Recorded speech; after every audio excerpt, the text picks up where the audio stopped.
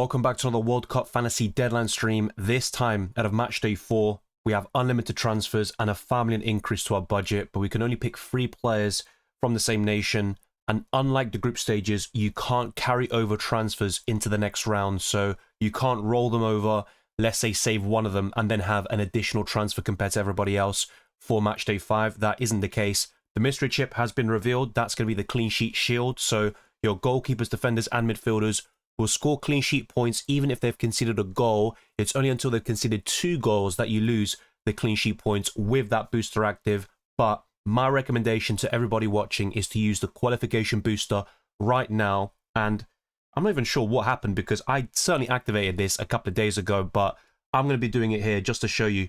Qualification booster is all done and I'll be using it for Matchday 4, the round of 32. This is the best time to use this chip and it only applies to your starting 11 players, so it won't be like a bench boost. It won't include your entire 15-man squad. And the way you want to structure your team, because you might be looking at this and thinking, why is Messi on the bench? That's because he plays towards the end of the match day. So what I'll do is sub out my lowest scoring players for those yet to play in Emi Martinez, Messi, Medina, and Daniel Munoz as things stand. This team isn't locked in. The players who are most likely to go include Florian Wirtz, who hasn't had a great tournament so far, but 2 assists for him in 3 matches. Jude Bellingham has been very impressive. And Manzambi, well, he is no longer a scouting bonus differential, 7% ownership. So as you can see, it's going to be more difficult now to get scouting bonus opportunities, but it's still possible. And I will be highlighting some throughout the entirety of the stream. Konsa is on the edge. I think he'll go above 5% personally. And that is the best way to cover England until he goes over that threshold. I think Jordan Pickford in goal would be another great option, and Unai Simon. Picking 2 of those goalkeepers with Magnan and Emi Martinez is the way to go in my opinion, and I think it's worth spending a bit more money in that area. But the midfield is very important. That's where I've lost a lot of points in World Cup Fantasy so far. Despite some improvements on Matchday 2 and 3, the midfield is so crucial, and that's what I need to lock down for the remainder of this tournament. So you want to build the foundations here, not just for this matchday right in front of us, but for the entirety of this tournament, and that's what I'll be doing in today's stream. I'll be answering your questions and also doing Predict 6 or whatever it's called here, I think Predictor, and also the bracket. I'll try to log that in and make sure it's saved because for some reason on Matchday 1 when I did the deadline stream, it didn't save my original bracket there, which was quite frustrating. Welcome Barif, good to see you. Messi is breaking all the records this year. He's having a great tournament so far in terms of the goal scoring. I think his overall play, I mean look, he's 39 years old, but against Austria, for example, he was actually frustrating me. That might sound a bit crazy, but he made the difference once again. And against Jordan, he comes off the bench and scores a free kick. Everything he's touching right now turns to gold when it comes to the final third. But I still think Messi is capable of more, and Argentina have levels to go to. Cape Verde won't be easy, but I think Messi is in a great position here to score even more goals should Argentina go through. Yeah, the qualification boost is active, as I talked about in my team selection video, and I've said it from the beginning of the tournament in my chip strategy guide. I've been very consistent on that. Even the how to play video, it's all delved into there. Easy says 86 points and 298 points overall. Not good, not bad for the wildcard team. Yeah, it's not amazing, but like I said, it's not a horrible position to be in, and I think the differences in ranks aren't that great still. And a lot of people won't be using the qualification booster on Matchday 4, believe it or not, especially those casual players who might not be watching content. So this is a great opportunity here to gain even more ground, and I'm quite confident I can get a green arrow and break into the top 100k, which isn't amazing, by the way. I am expecting and hoping for more, but it's one step at a time, and at least there's some progress being made. My new team: Emi Martinez, Croppo, Munoz, Cucurella, Des, Medina, Jorge Sanchez, Vinicius Jr., Elise, Manzambi, Luis Diaz, Nemecha, Messi, Kane, Mbappe. Yeah, pretty good overall. I like Dest to cover that USA defense, and if I find a way to get a bit more funds, I might even sell Freeman to Dest. He is essentially playing as a wing back, or as a wing, I should say, as I delved into my team selection video earlier today. With Mexico, I'm not so sure if they'll go through against Ecuador. Mexico would be the slight favourites. They've got the home advantage, but don't rule out Ecuador. And I'm trying to just pile on teams that I think will go through and that also have good prospects in the long term. Now, that's not necessarily the case with Germany. I would expect France to eliminate them in the round of 16. But yeah, I'm quite open-minded about a few picks, but that would be one that sort of screams as a potential sell, in my opinion. Even Elise versus Dembele, well, the goal scoring potential of the Ballon d'Or winner is unquestionable. He got the hat-trick against Norway. Let's see if he does that when it matters most in the knockouts. But yeah, I like most of your picks. I'm just a bit concerned about your Mexican defender, and I'll be honest, I think the Canadian goalkeeper is probably good for matchday 4 tonight. I think Canada could keep a clean sheet and advance, but beyond that, I just don't think he offers any value. Cunha or Oyarzabal? I think for matchday 4, it would be Oyarzabal. I'd expect Japan to offer a sterner resistance compared to Austria for Spain. Having said that, I probably expect more goals in the Brazil-Japan game. I think Spain-Austria could be relatively low scoring in general, but Oyarzabal would be one of the most likely goal scorers in my opinion. So it's a difficult question and a very good one, but I just prefer Oyarzabal for matchday 4. Let the real knockouts begin, indeed. Who's going to win, Belgium and Senegal? Should we get their assets? It's a very tough game to call. Belgium have more star power, and they played very well against New Zealand, but they can be very disjointed and inconsistent. Senegal, of course, came to life on matchday 3, facing 10-man Iraq, and somehow Sadio Mane didn't do anything. Thank you very much, mate. But I think with this one, I honestly couldn't give you a definitive answer. I think with Netherlands-Morocco, for example, I think it's very tight, but I would edge towards the Netherlands there. And for many others, like Brazil-Japan, I'd still go for Brazil. Germany-Paraguay, I'd go for Germany. You know what? Let's actually go through this now so you can see my sort of predictions on screen, and we can lock in this predictor. So I think Germany will go through against Paraguay. France versus Sweden, that's a very obvious one for me. I'd go for Canada over South Africa. Netherlands over Morocco, but that isn't a guarantee. Probably Portugal against Croatia, but only just. I'd go for Spain, America, aka USA. Belgium, Senegal, I'll be honest with you, it's 50-50. I honestly wouldn't be surprised if Senegal went through. I think that could be extra time or penalties. I think at the moment I'd lean towards Senegal, but I couldn't really tell you. I'm going for Brazil, Norway, Mexico, Ecuador. That's another really tough game for me to call. England, Argentina, Egypt, Australia. I think I'm going for Australia, but that's tough. Mexico, Ecuador. Probably Mexico only just, but I think Ecuador can do it. Switzerland, Algeria. Probably Switzerland and Colombia. So, yeah, that will give you an insight into how I'm sort of aiming or looking at the round of 32. There are 2 games that are quite difficult for me to call. I'm going to go for France to be Germany. I was thinking like it was 2014 again.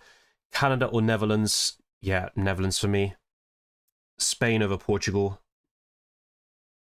USA, Senegal. That's a tough one. Maybe I'm underrating Belgium, to be fair. So that's something I could revisit. But I'm going for USA right now. Brazil over Norway. England over Mexico, but that won't be easy. Argentina over Australia. A repeat of the round of 16 in Qatar. And Colombia. So yeah, that would be my predictions. Then it would be France. Spain, definitely. England, Brazil. Probably England. And Argentina. That's a repeat of the Copa America final from 2024. France, Spain.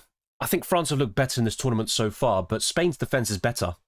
I think France are vulnerable at the back, but their firepower is sensational. This is a very tough one. I'm probably going for Spain. That's something I've been talking about from very early on. So Spain and Argentina for me. And then, yeah, let's let the bias kick in. Let's put Argentina in there. I would love it if they went back-to-back. So, yeah, at least it's safe now. And I'll go through individual predictions fairly soon. But, yeah, Senegal, Belgium. Let me know your thoughts in the live chat. Are you back in the European side? Or maybe for Senegal to have a nice run in this World Cup and potentially reach the quarterfinals? I think that's definitely possible. But, yeah, Belgium-Senegal is honestly one of the toughest matches in the round of 32. But I do like Trossard. I think with Sadio Mane, I'm probably not going there again, to be fair. Ismail Assar, if you are going against the template front three, but I wouldn't recommend it. The areas to go differential, in my opinion, would definitely be in the defence. maybe in goal, but more so in the midfield, I think, if you were to have a scouting bonus opportunity and just low owned picks overall. So that would be my 2 cents on it, and we can discuss that throughout the entirety of this stream. So I'll go back to my normal squad for now, and it isn't locked in. Thoughts on Brown versus Kimmich? Well, Brown isn't guaranteed to start, but Julian Nagelsmann said he hopes he's available for Monday's game, which is tomorrow. I think Brown will be available, but it all depends on if he's ready to start or not. I think he will definitely be in the squad, and if you're asking me, probably a start there for Nathaniel Brown, who is first choice for Germany. So that answers Falcon's question too. Brazil versus Japan, Netherlands versus Morocco. At least one of the matches will go to extra time. Yeah, I think that's probably likely. Netherlands-Morocco is a bit more plausible, I think, when it comes to going all the distance. Elise or Dembele or both. They're both great options, but I'd lean towards Dembele just for the goal scoring potential. But Elise will get more assists. I think he'll be the main contender for the... Well, there's no golden assister, but I think he could end up with the most assists, to be fair. Hello, is Konsa injured? No, I don't think Konsa's injured. I'll have another look, but I don't think so. Sane or Wirtz? It's going to be Wirtz for me. Any mid under 7.5 differential. Manzambi, Vargas. I think those two would stand out. Leandro Trossard, but it's very tough to call that game between Belgium and Senegal. Wake up, guys. Dylan just went live. Thank you very much. Any of the England wingers safe to start? Well, if Saka was fully fit and didn't have all these injury issues, he's 100% locked in that England team. But unfortunately, he's had a lot of problems over the past year. So I couldn't really say he's definitely going to start in the round of 32, round of 16, and wherever England end up reaching. But assuming that Saka is fit enough to start, I think he'll be the first choice for sure. Gordon versus Rashford, I think that's just an avoid. And I think with England, you're looking at Bellingham in the midfield or Harry Kane up front. I think that's the way to cover their attack. Deadline Dylan back again. It's a good name. I probably should incorporate that. Maybe the clean sheet shield could be a better chip to use this match day. I don't think so, because there are a lot of high-scoring games in the round of 32 still. We're getting mismatches, at least on paper. And there are still some difficult games to call, which can go either way. I honestly prefer using that a little bit later on. That could be a match day 5, to be fair, but I think what should be prioritized towards the very end is the maximum captain. I'd use that on match day 7 or 8. So for the semi-finals or the final plus third place playoff. So yeah, depending on which chips you have remaining, let's say you've got everything available. What I'd recommend is use the qualification booster now. Probably the wild card on match day 5, and that is team dependent, of course. Then I'd use the clean sheet shield on match day 6. And the maximum captain on 7 or 8, basically. Well, to be fair, for those with the 12th man, that's something else you'd want to use as early as possible, but I've been very consistent on that one. Use that in the group stages, to be fair. But yeah, that could be used instead of the clean sheet shield on match day 5. But that's for those who have every single chip available. Make sure you use a chip on match day 4, by the way, for those that have every single booster at the disposal, because you're going to burn one if you don't. If you basically go without any chip on match day 4. You've got to be very careful about that one. Yeah, no Messi Ronaldo showdown unless they reach the final. Yeah, I'm not too surprised, to be fair. It always seems like we're close to getting that sort of grand finale or matchup. It can still happen, but Portugal need to be much better. I don't think they've been great in this tournament.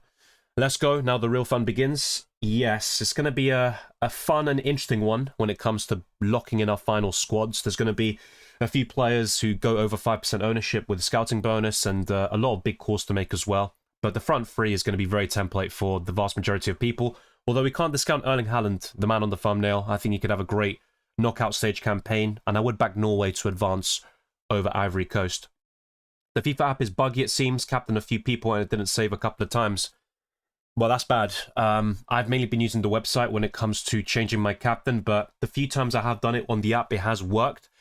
I just think sometimes when I'm looking ahead to the next match day, so for example, for match day 4, when I was sort of like building my squad for the round of 32, whilst 3 was going on, I wasn't able to vice captain a different player and sort of change that. So there are a few bugs in the app for sure.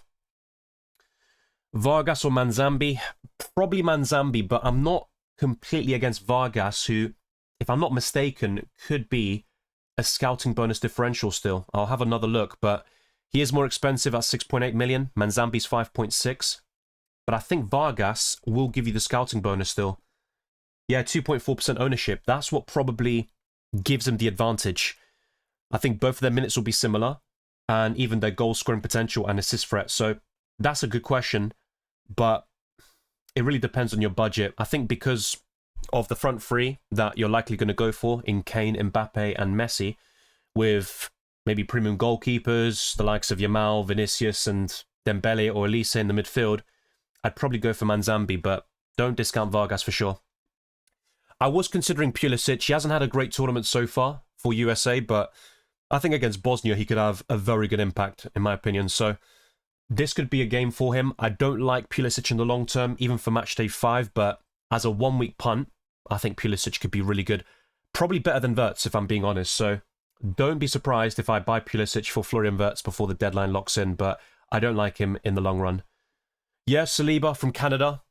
I mean, one of the assists he got was incredible. The way he touched it down and then, got the assist against Switzerland. Saliba's been very impressive, actually. So one to look out for. But yeah, I think for Canada, you're looking at Jonathan David up front, Saliba in the midfield. I know some people have mentioned Crepo and Figueroa in the defense. I like it for Matchday 4 only. Beyond that, I'm not backing Canada to go that far. But against South Africa, I think they'll win tonight.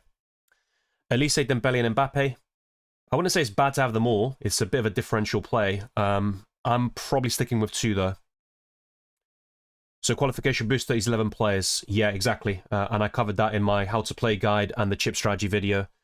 Yeah, Pulisic was just covered, so let me know your thoughts there, Wei Seng. Is Haaland still good? Yeah, of course he is. If it wasn't for Messi, Kane and Mbappe, I think everyone would have Erling Haaland in their team, but you're kind of spoiled for choice in the front line. I just think 3 of them stand 2 above the rest. But I think Erling Haaland could outscore 1 or 2 of the template front 3 this week for sure. And Haaland is a lethal goal scorer. He got the full rest as well, which is an underrated sort of like boost for him. So yeah, I like Haaland for sure. Medina and Molina might start both. One is left and the other's right back. Yes, that is the case. Medina is technically a centre-back, but for Argentina he's playing on the left because going into the tournament, Tagliafico picked up an injury. So with Medina's performances recently, he is first choice right now. I think he'll start at 4 million. Molina isn't as secure though. We saw this in the last World Cup as well when Montiel, who scored the winning penalty against France in the World Cup final, he can also get the odd start, but he was a bit shaky against Algeria in the first half for the opener for Argentina. So yeah, I think if you're going for a double up in the defense, it's probably Martinez in goal and Medina for me. But if you were to go for 2 defenders, I think Lisandro Martinez at 4.6 might be your best bet. I don't think Otamendi will start. So yeah, why not Molina versus Medina? I just covered that, of course, in my response there to somebody else. But I think what also comes into play, apart from the minutes, and I think Medina's a bit safer, is the fact that he's cheaper at 4 million, whilst Molina is a bit more expensive. Don't forget to like and subscribe to thank Dylan for his hard work. Thank you very much. John, thank you very much. And hopefully you enjoy the World Cup and also fantasy. It's not going great for me so far, but one step at a time, at least a few green arrows are being secured, and another one is needed for Matchday 4. Dest or Freeman? If money is no issue, I'd go for Dest. Freeman has more points so far, but I think Dest looks a bit more threatening from open play. He's playing in a more advanced position as well, so yeah, I do like Dest a little bit more, but it's all team dependent with your, well, the rest of your squad. I'm not going to say budget technically because everyone has the same budget, but yeah, it's about priorities and what else you have in your 50-man squad. Josh joined. Why do you think it's a good time to use the qualification booster? So yeah, it's more amount of games to choose from. I think it's also easier games to call for the most part. I think the only exceptions to that for me would be Netherlands, Morocco, maybe Brazil, Japan, although I'm quite confident Brazil will go through. But definitely Belgium, Senegal, and the other one is Ecuador, Mexico. But everything else for me, I think on paper has a clear winner, like England against Congo. I'm not going to jinx the other one. Let's say Spain against Austria, Portugal against Croatia, stuff like that. So I just think as you go deep into the competition, there are tougher games to call. And I think it's also best to use the maximum captainship later in the tournament. You want to prioritize that for 7 or 8. And for the clean sheet shield, it's kind of a similar story. You have higher scoring games right now on average compared to in the quarterfinals and beyond, especially when you get to the semi-finals and the final. Obviously, we have exceptions like the 3-3 thriller between Argentina and France, and even France being Croatia 4-2 in a World Cup final, but a lot of them tend to be quite low scoring, like Spain against Netherlands, for example. So, yeah, I would rather use the qualification booster right now. I've been very consistent on it all tournament, basically. Check out my how to play guide and the chip strategy video, and you'll see everything delved into in a lot of detail. Desiree Doué, he's not that secure. So you're going to see Barkla get minutes off him and even starts. He scored a great header against Norway in that 4-1 win, but I think when you're covering that French attack, it's Mbappe and then one of Dembele or Elise. Maybe even both. I don't mind that sort of play, but I think a double up is the sweet spot for the French national team. Yeah, going without Kane is okay. I still think he's the third best forward in the game. And look, as good as Congo have been in this tournament so far, I think England will score 2 or 3 goals, and I think Harry Kane will be involved. But Erling Haaland could outscore him this week. I won't really concede that. Well, I'm willing to concede that, I should say, but I think long-term England will go further, and I can see Kane scoring more goals than Haaland. Hey Dylan, I'm in a bit of a predicament and need some advice. Which team sounds better, Havertz, Vargas and Yamal, or Kane, Manzambi and Diaz? It's quite a close call, but I'd go for Kane, Manzambi and Diaz. Godsen says, what do you think on my side? Goalkeepers Unai Simon and Rangel. Yeah, so maybe I'm sort of alone in this one, but I'm not that confident in Mexico going through or even keeping a clean sheet against Ecuador. So yeah, I'm not that bullish on Rangel, for example, and Mexican defenders, but they're not bad picks, I won't lie. They're definitely good choices. They haven't conceded a goal. One of 2 nations alongside Spain to have kept clean sheets in all 3 matches so far, but I would rather have a Pickford, a Maignan, or any Martinez. Someone who will likely go far in this tournament. I don't think Mexico will, to be quite honest with you. Laporte, Upamecano, Kimmich, Medina. Yeah, pretty good for the most part. I know Kimmich probably will be eliminated in the round of 16 against France, and obviously you've got that clash with some of your players as well, but for the round of 32, I think a clean sheet against Paraguay is very likely, and I think Germany will advance. As for the midfield, and obviously you said Freeman, that's fine, I think, for the next round at least. Yamal, Nemecha, Vinicius, João Neves and Diaz. I'm a bit unsure about Neves, but yeah, great midfielder, of course, and yeah, Croatia's just a bit of a difficult game to call. I think Portugal will advance, but it honestly wouldn't surprise me to see Portugal knocked out in the next round or 2. I think Portugal will be eliminated fairly soon, and I haven't been impressed by them in this tournament so far. Yeah, the front 3 is standard stuff, of course, but the main picks I'd challenge are João Neves, Rangel, possibly Kimmich in the long term, and obviously Freeman would be another one, but yeah, it's a good squad overall. Yeah, the best chip to use right now is the qualification booster. I wouldn't mind if you've still got the 12th man using it now, but yeah, I think the qualification booster is best used at the moment. Thoughts on Brazil fullbacks? I don't think they're great, as in players overall. I think there can be weaknesses in that defense, but from a fantasy perspective, they still offer very good value. They're so cheap. I just don't see them keeping a clean sheet against Japan, but I haven't seen the ownership today. So Danilo's 1.4% still. That's interesting. So he qualifies for the scouting bonus, but you need more than 4 points in the first place. Douglas Santos has 3% ownership, so I think both of them are viable. But if I'm being honest, I think there are better options elsewhere. Even for Matchday 4, you're looking at the USA defenders like Freeman, Ream, Dest. You're looking at Mexican defenders. I'd probably rank them a bit above the Brazilian ones, although not so much long term. You're looking at De Fulgaroles from Canada. I think that would be better this week. And definitely the Argentina ones like Medina, Molina. A few people have mentioned him, of course. But yeah, I'm a bit unsure about Douglas Santos and Danilo. I just don't see them actually getting the clean sheets or the points necessary to give you scouting bonus, but I could be wrong. Yeah, I think Munoz is better than both of them by some distance, especially for Matchday 4. Thoughts on O'Reilly? I'd rather go for Concert as long as he qualifies for the scouting bonus, but if it goes to 5% or above, then yeah, that's fine. And sometimes when O'Reilly's subbed off early, that can play in your favour. We saw that with Ricardo Rodriguez on Matchday 1 against Qatar. Sometimes when you have a defender who subbed off just before the team concedes, it's very jammy, very lucky, but you get the points regardless. I still think in that England defence, though, apart from right back, which is a bit open now with Reece James's injury, I wouldn't be surprised to see Spence start. over O'Reilly in one of these games coming up. And honestly, I wouldn't know why Tuchel will do that.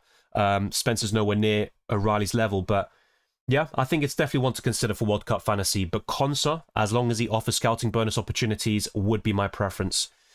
Yeah, Nemetcha's fine. He's offering tackle points in 2 out of the 3 matches so far. He's got a couple of goal contributions. He played quite poorly against Ecuador, but in the other 2 matches, very good. I think he was quite impressive, actually, especially against Ivory Coast. So yeah, Nemetcha is an alternative for me over Manzambi at 5.6 million. My only concern is he will likely face France in the round of 16. Kane, Trossard, Manzambi, or Diaz, Bellingham, Balogun. It's going to be Kane, Trossard, and Manzambi. I'm not a big fan of Balogun. Congo will score against England. It's possible, but I think England will keep a clean sheet. Where is the delete button? I feel unwell during the Spain game, and when I came to miss bringing on and captaining KDB by 1.5 minutes. Yeah, it's very frustrating.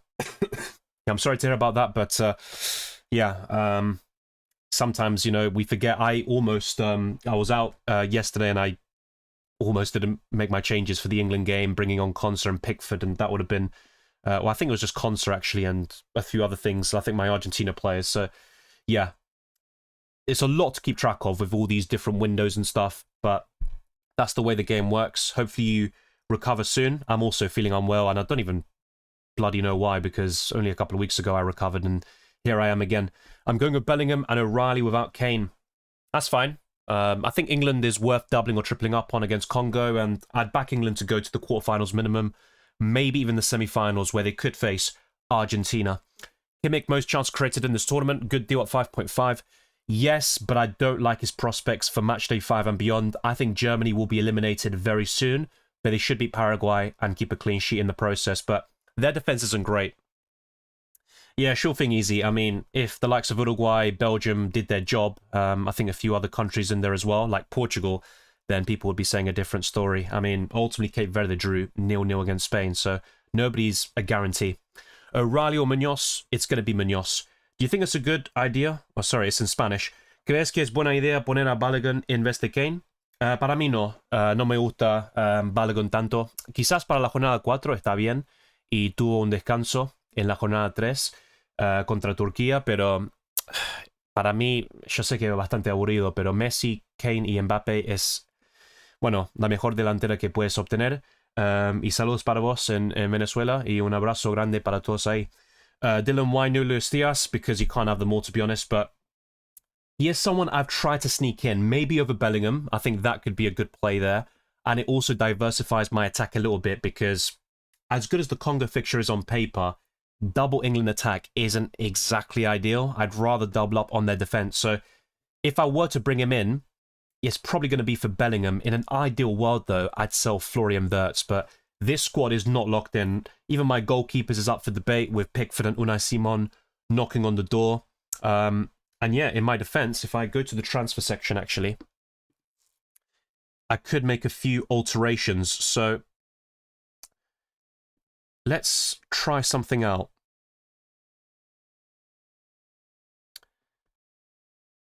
Let's bring in Diaz for Bellingham and try to fit him in. I'll be honest though, Diaz, I mean, he's returned in one of the 3 matches so far. For Bayern Munich, he has been quite consistent. And for Colombia, he is usually very good. But yeah, it's the Ghana game. Obviously, they conceded twice to Croatia, but they have been fairly solid defensively in this tournament so far. They kept out England as well. But Colombia have looked good. I just think they're very wasteful in front of goal. So bringing in Diaz would leave me with 7.8 million in the bank to bring in a midfielder.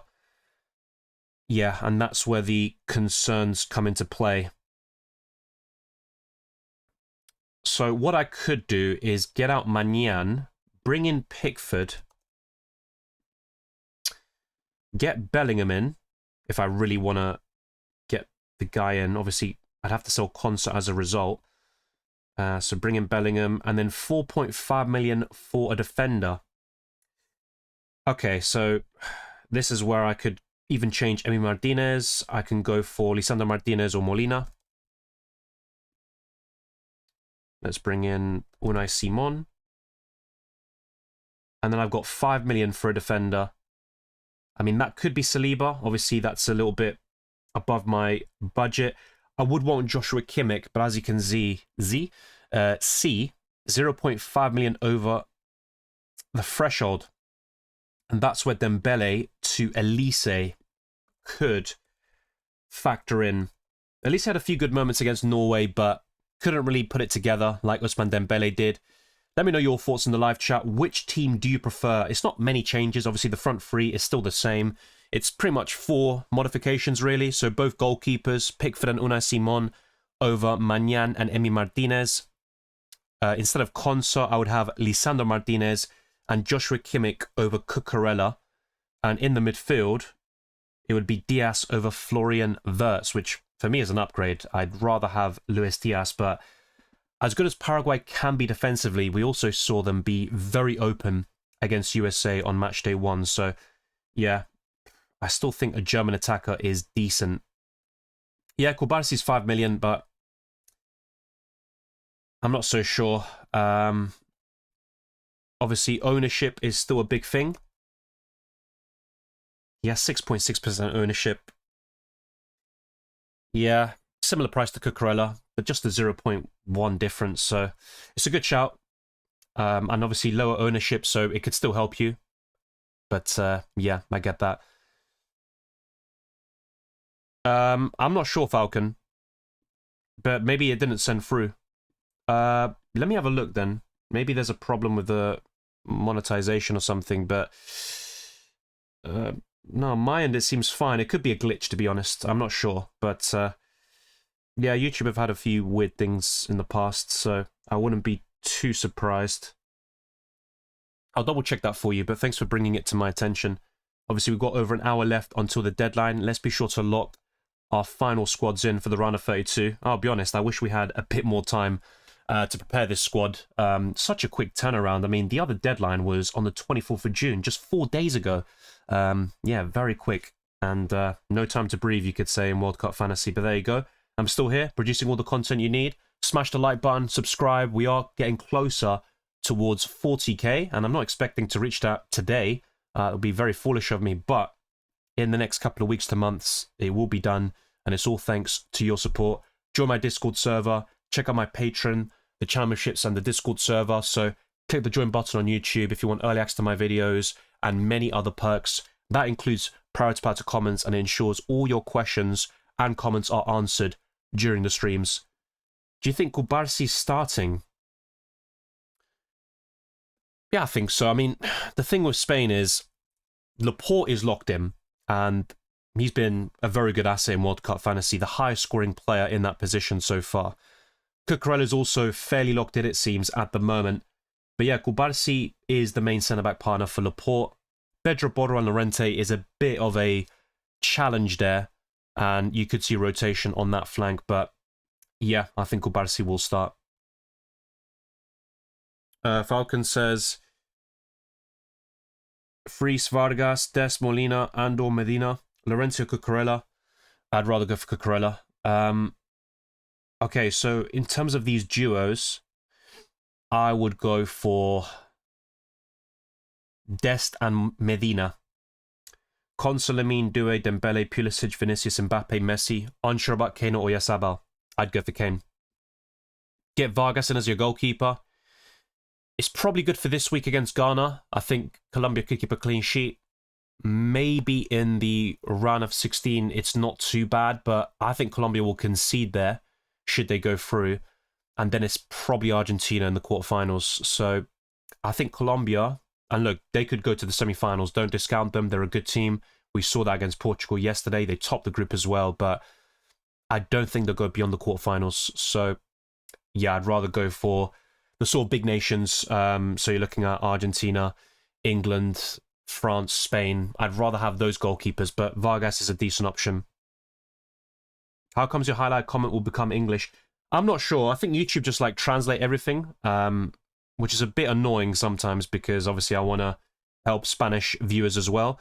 Tagliafico no será titular en lo que resta del torneo. No creo. Para mí va a ser Medina. Y está jugando muy bien en este momento. Salvo Messi contra Austria, creo que Medina fue el mejor jugador de Argentina y también tuvo asistencia en ese partido. Y Tagliafico tuvo sus problemas con lesiones. Obviamente jugó ayer contra Jordania, pero no creo que Tagliafico... Mira, eso puede cambiar durante el torneo, así que no es tan seguro, pero creo que en este momento Medina está bien y para mí va a jugar casi todos los partidos. Why not Yamal? You can't have them all, mate. And I think Spain are very solid defensively. And when they get going offensively, they can click like they did against Saudi Arabia. But we've seen 2 matches now where they score 1 goal against Uruguay, and Yamal looks quite poor, in my opinion. And against Cape Verde, goalless draw. So I don't trust the Spanish attack as much as I do Brazil right now. Argentina, France, and other big hitters, even England, who have relied a lot on set pieces, but they're still getting more goals than Spain, generally speaking. So you can't have them all. That's basically it. I'm not discounting Yamal, by the way. I could find a way to bring him in, and that's where I'll be tweaking and seeing if I can just find that sort of balance, maybe over Bellingham, for example, but it would probably require downgrading Diaz as well. So that's something else I need to look at. So I'll probably have another sort of like set of transfer plans on screen, and then I'll put a poll out, see what you lot think. Let's see if I can try bringing Yamal, but I don't think it's like an absolute priority. I'd rather have Vinicius, one of Dembele or Elise, and certainly the front three, which is, well, for me, almost a must-have. Very boring, but I think they'll get the job done. So let's get Bellingham out for Yamal, and we'll see if we can find a way to make that happen. But Yamal has had 2 blanks so far in this tournament. I'm expecting him to do better against Austria. But, yeah, is he worth 10 million? At the moment, I'd say no, but that could certainly change very soon. I'd still want Dembele. Maybe instead of Wirtz, I could go for Nemecha. I mean, that's an alternative. I'm not completely against that, but I wouldn't say it's locked in by any stretch of the imagination. Let's put a poll out as well in the live chat, and let's see what you lot vote for.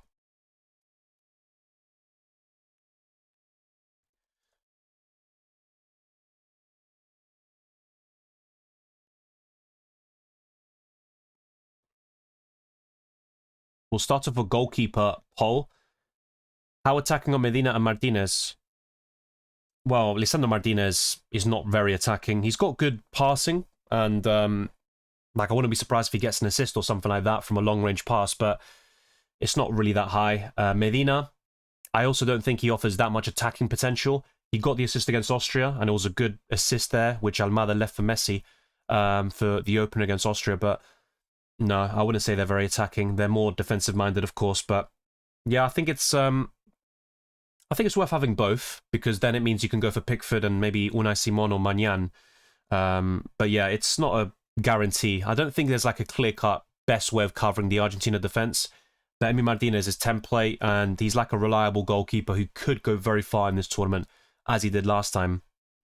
Yeah, like I said before, you need more than 4 points for the scouting bonus as well. So you can pick someone like Danilo or Douglas Santos, but it doesn't matter if they're not going to get a clean sheet or any attacking returns against Japan. I'm not sure what you mean there. So going into matchday 3, I said I don't think Medina will start against Jordan because Argentina were going to rotate their entire team. Only Lautaro Martinez and Emi Martinez started against Jordan. But generally speaking, whilst Medina is not 100% locked in and Tagliafico could get the start again and become the main left back, at the moment I think it's Medina's place to lose. So I think he'll start against Cape Verde. So yeah, there's not really much more to say about that. It could change later in the tournament, but for now I think Medina's good at 4 million. England will lose in the quarters to either Norway or Brazil. That would be a disaster in my opinion. It's not a great Brazil side. Obviously in World Cups they turn up, but yeah, England should be beating them. Which one is better, Nemecha and Yamal or Diaz and Bellingham? I think Diaz and Bellingham's better. I'm not going to lie to you. Canada defensive double up. Promising for matchday 4. Not so much for the rest of the tournament. Any good 6 million or less midfielders? Manzambi and Nemecha would spring to mind.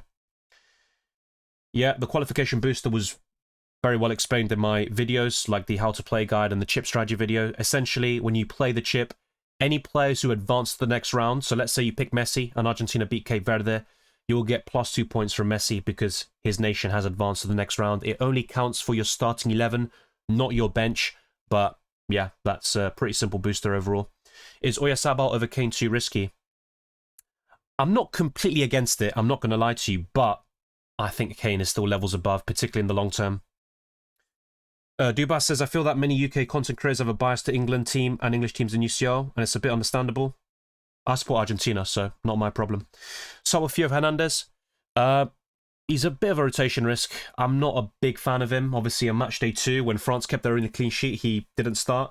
I think Luca Dean could get some minutes and starts off him, so I'd rather avoid him, to be honest. He's still technically the first choice left back, but I think Saliba is a bit safer, and you've got Mañana in goal. Quinones or Cunha? Cunha. Never underestimate DR Congo. I said this before, you can't underestimate anybody. I even said this with Cape Verde against the reigning World Cup champions Argentina, but I think England will beat Congo. I mean, I don't know what else I can really say about that. I mean, I'd be lying if I said, oh, I expect Congo to go through, or I think Congo will take its extra time and penalties. They could do it, but I think England will win. It's as simple as that.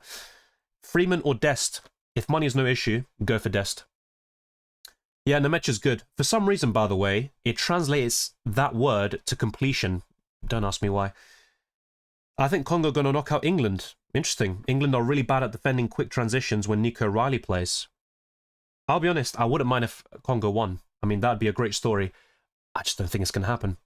Dembele and Nemecha or Vargas and Bellingham? Good question. Both are viable duos. I would go for Dembele and Nemecha. I think France-Sweden is going to be very high scoring. What do you think of Vargas, Molina and Robinson instead of Manzambi, Medina and Dest? I wouldn't go for Robinson over Dest. I mean, you mentioned rightfully there that Robinson would qualify for the scouting bonus, but so would Ream. And yeah, I think you've also got Chris Richards at 4.1. I'd rather spend less money than if you wanted to go for a scouting bonus American defender. Molina's interesting. I'm not against that. I think that is still a good pick. Molina's very inconsistent in my opinion, but when he's at it, and we saw that goal against the Netherlands in the last World Cup, yeah, when it clicks, Molina's a top right back, but we don't see it too often. Vargas is a good choice as well, and he offers the scouting bonus of a Manzambi, so very good alternatives. I think you've thought that out very well, but I wouldn't go for Robinson to cover America. I've gone for triple Japan midfield, Kamada, Tanaka, Nakamura. No, I'm sorry, like, play the game the way you want to. I think Japan have some interesting players in there, but do I think they'll beat Brazil? No, they can, but I don't think they will. And having 3 spots in your midfield covered by Japan seems way too excessive, and that means you're missing out on a lot of top talent, even at a similar price, whether it's Manzambi, Vargas, Nemecha, another German midfielder like Wirtz. Then you've got countless others like Yamal and the ones you see on screen. So no, I just wouldn't go for 3 Japanese midfielders. That's way too much. 1, maybe 2 at a push, but I think 3 is way too much. Yeah, I'm using the qualification booster. Never ever think about picking players, just pick on player performances. I mean, yeah, you can say that, but I think it's worth giving it a good think. I mean, that's just the way I am. I like to analyze things and break it down. Sometimes it can lead to overthinking, and I try not to do that. It's good to be decisive. I get your point there, but yeah, you also don't want to just half-ass it and just be like, oh yeah, let me pick this guy because he's got more points, because that would essentially be chasing last week's points, and it doesn't always work. What if a player scores only 2 points in a match, but then he gets +2 from the qualification bonus? It doesn't matter, because that means he gets 4 points. That's not enough to qualify for the scouting bonus. A player would need 5 points, but let's say, for example, in your scenario, a player gets 3 points, and then with the qualification booster, he gets 5. If I'm not mistaken, I think that would qualify for the scouting bonus, actually. But he needs to get 5 points. 4 isn't enough. Kubarsi and Brown versus Laporte/Cucurella and Medina. I'd go for Laporte/Cucurella and Medina. Why not Dembele? He's on screen, so I'm not sure what your question is. Maybe you were saying this earlier when I had him somewhere else. Any Argentinian midfielder? Look, I love the Paul and McAllister, quality midfielders, but in World Cup fantasy terms, I think their consistency won't really be there. Like, the Paul could get tackle points, and I think both of them can get an assist, but the Paul only got his first World Cup assist against Algeria on matchday 1, and it was a great pass to Lionel Messi for the opening goal. I don't think he'll get too many, so I'd probably go elsewhere. Rangel for Mexico or Pickford for second goalkeeper? Pickford.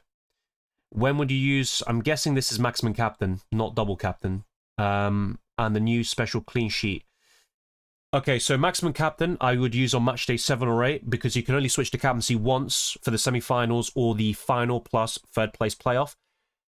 With the clean sheet shield, I would use it on match day 5 or 6, depending on which other chips you have remaining. So if you've got the wild card and let's say you've got a lot of eliminated players after match day 4, then I would wild card on match day 5. But yeah, my plan is to use the clean sheet shield on match day 5 for the round of 16, and I'm quite open to saving it for the quarterfinals. But yeah, maximum captain 7 or 8 for sure, and I've said that all along.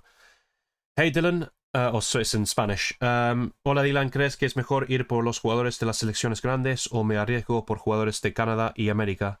Saliva de este. Por lo general creo que es mejor ir por jugadores de selecciones grandes, porque si no tienes el wildcard o el comodín, va a ser difícil tener un equipo que también funciona a largo plazo. No me molesta tener algunos jugadores de Canadá y América, digamos 2 o 3 de ambos equipos, pero si tienes más, ya puede haber problemas. También con Alemania, por ejemplo, si pones a Kimmich y Wirtz y también tienes 3 jugadores de Francia, es muy probable que Francia va a jugar contra Alemania en la próxima ronda, así que tienes que pensar en eso.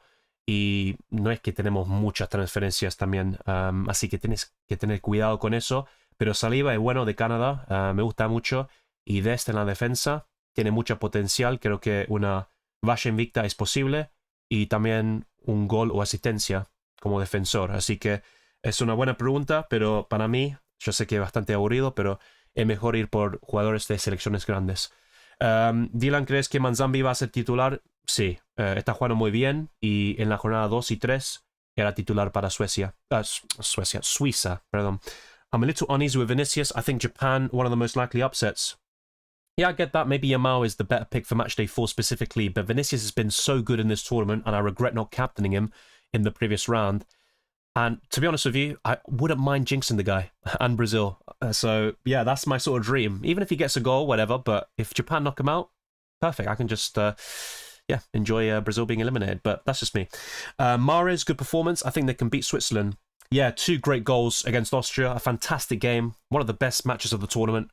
Yeah, Algeria can beat Switzerland, but I think Switzerland probably win that. By the way, that probably leads me to this. Let's go to the predictions. So obviously I showed you my bracket earlier. Let's go through this match predictor.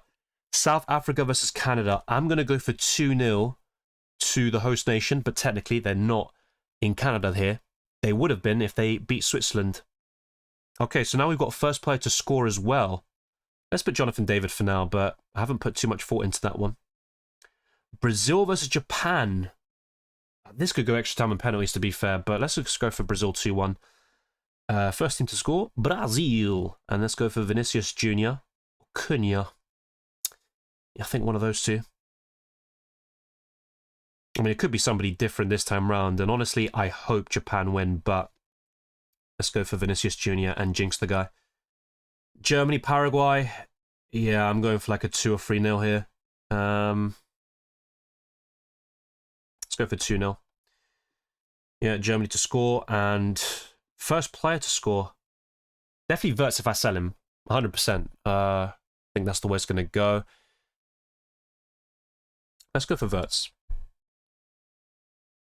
Netherlands versus Morocco. I'm going to go for 1-1 to go to extra time and penalties. I think Morocco to score first. And let's go for Saibari, the new Bayern Munich midfielder, who is playing as a striker at times for Morocco. Ivory Coast, Norway. Yeah, let's go for Norway 2-1. Haaland. Yeah. Let's put him in there. Oh, France, Sweden. This could be 3 or 4-1. I'm going to go for 3-1. Yeah, France to score first, and probably Mbappe. Boring. Mexico, Ecuador. I think this is going to be low scoring. 0-0, 1-0, 1-1. That's kind of how I'm feeling at the moment. I'm going to go... This might be a bold prediction. 0-0. First team to score? None. Yeah. Why not? Yeah, first player to score, none. That's the problem with that, though. If there is a goal, I'm losing out on so many points with predictor. All right, let's go for 1-1 then. Bloody hell. Mexico to score first. Yeah, sounds good. And we'll put Quinones. England, Congo. Yeah, 2-0 England. Yeah, England to score first. And let's put Harry Kane. Belgium, Senegal. Oh, that game is so tough to call. 2-2. Senegal to score first. You know what? I know who's going to score first now. Just to piss me off. Sadio Mane, the best football player in the world. USA, Bosnia. Another 2-0. I might need to change the other ones, but yeah. 2-0, USA. And let's put Christian Pulisic to score first. Spain, Austria. Yeah, 2-0. Oh my god, how many 2-0s am I going for? 3-1 sounds like a good prediction as well. But yeah, Spain have a good defense. I think Oyarzabal to score first. Let's go for 2-1. I think Austria could score a goal. Portugal, Croatia. Yeah, it's 2-1. Standard stuff. That could go to extra time and penalties. First player to score could be Ronaldo. He played well against Uzbekistan, not so much in the other games. I'm going to go for Vitinha. Why not? Switzerland, Algeria. 2-1 Switzerland. But yeah, you kind of get my drift. Double booster. That's probably going to be on Germany, Paraguay, or France, Sweden. I'm going for the France game. Yeah, that's my booster. Cool. I'll do the rest later. But yeah, that's an insight into how I'm kind of viewing all the matches at the moment. Hopefully that helps. And check out this website. It's a very good one. WCF Scouting. So Consa's still on the line. I'm not sure if that's changed. Let me refresh it just in case.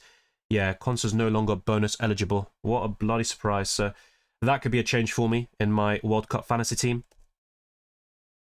But I've dropped the link in the live chat. Pickford is winning as well in this poll. But there's still plenty of time here to make multiple changes to my squad. Let's go to the transfer section. And let's see what I can do. Pickford and Unai Simon. And then with this one, I can bring in Yamal. Okay. I know what to do next. Let's end this poll. Pickford has won quite comfortably. 65%. Let's do this.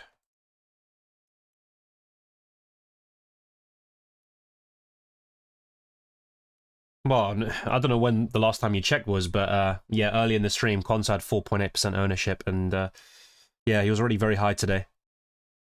Yeah, Vitinha hasn't been great so far. I mean, I've heard he's Ander Herrera with PR, but it wasn't me who said that. No, Ottomani's not going to start. He is the third choice centre-back now. He's 38, 39 years of age.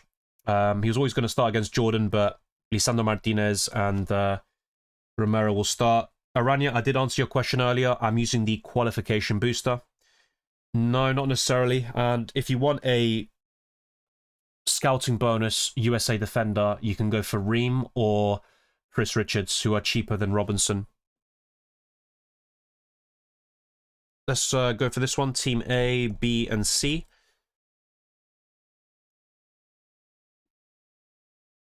So just before putting this poll, let's show you the 3 teams on offer. So this is what I currently have. Magnan and Martinez in goal. Freeman, Konsa, Cucurella, Medina, and Munoz.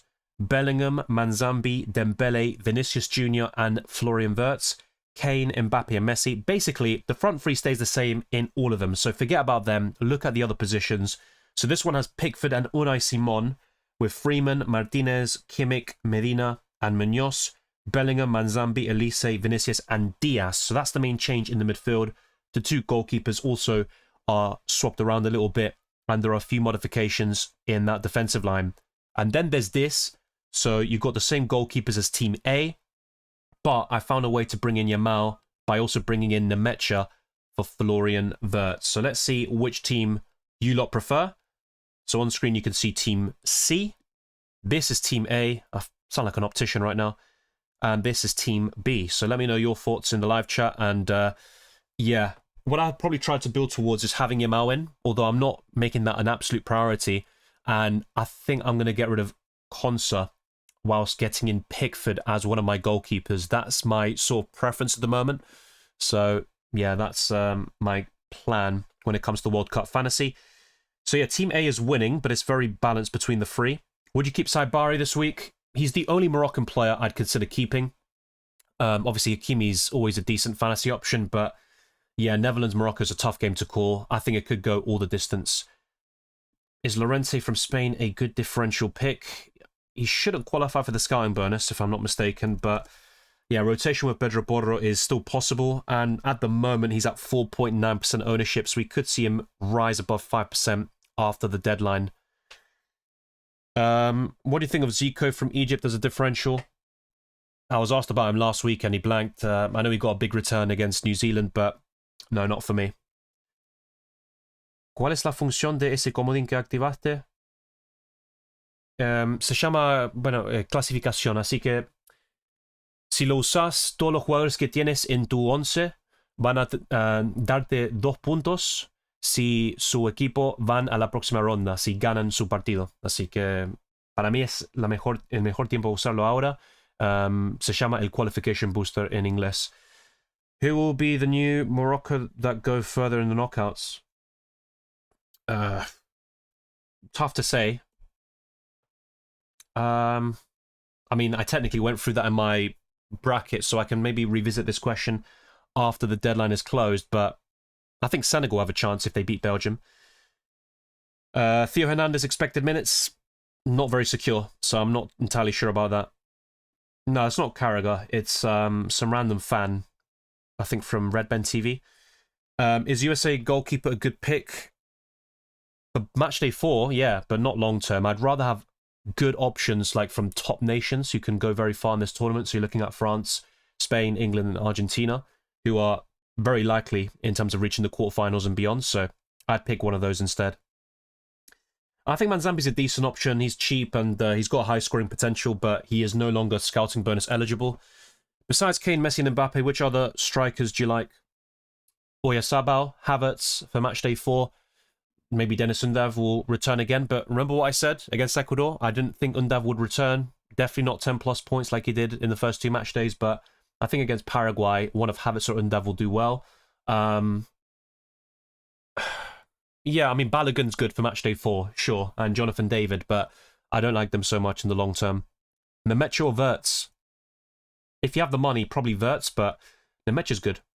While Egypt is facing Argentina next, would you pick one player as a differential pick? That's if they go through. I think Australia could beat Egypt, to be fair. But I don't like Zico, the midfielder you mentioned. Is Dest a better pick than Freeman? Yes, if you have the budget for it. Dembele or Yamal, or is it essential to have both?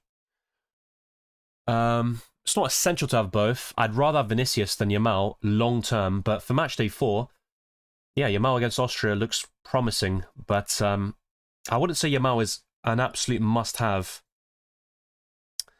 So yeah, just in case people aren't aware, this is Team A. It is winning in the poll right now. This is Team B, and this is Team C, but what I'm probably looking at is something like Team A, but changing the goalkeepers and a few bits and bobs here. So, Magnan. Yeah, I think Magnan could be sold. Even Emi Martinez as well. But let's get rid of Magnan for now. And bring in Jordan Pickford. I'm going to get rid of Konsa as well. 5.1 million for a defender. So let's see what I can come up with. So Junior Dest isn't too shabby. And I've got 4.8, which would be enough for Ezri Konsa. This is something I could do, where I have the double up in the England defence, and I can bring in Dest again.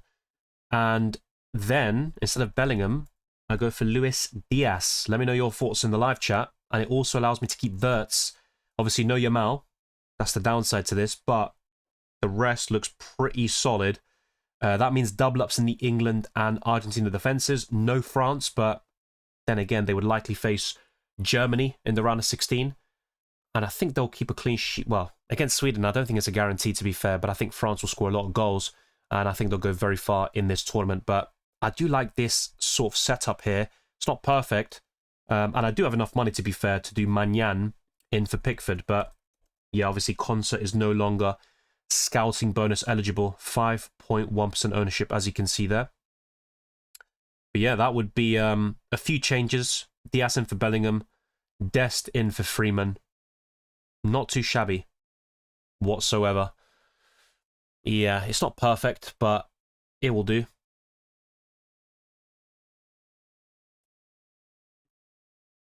Kane is obviously great, but if any team plays a low or mid block, he becomes surrounded by 3.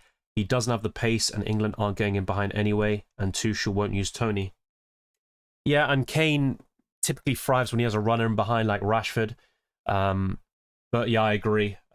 Kane, great pass to the ball, obviously a fantastic finisher, but he is quite limited with his movement, and he needs the service as well. And sometimes we see England struggle in games against low blocks, then Kane drops very deep, and then you have a lot of criticism from the press and the English fans. So I get your point.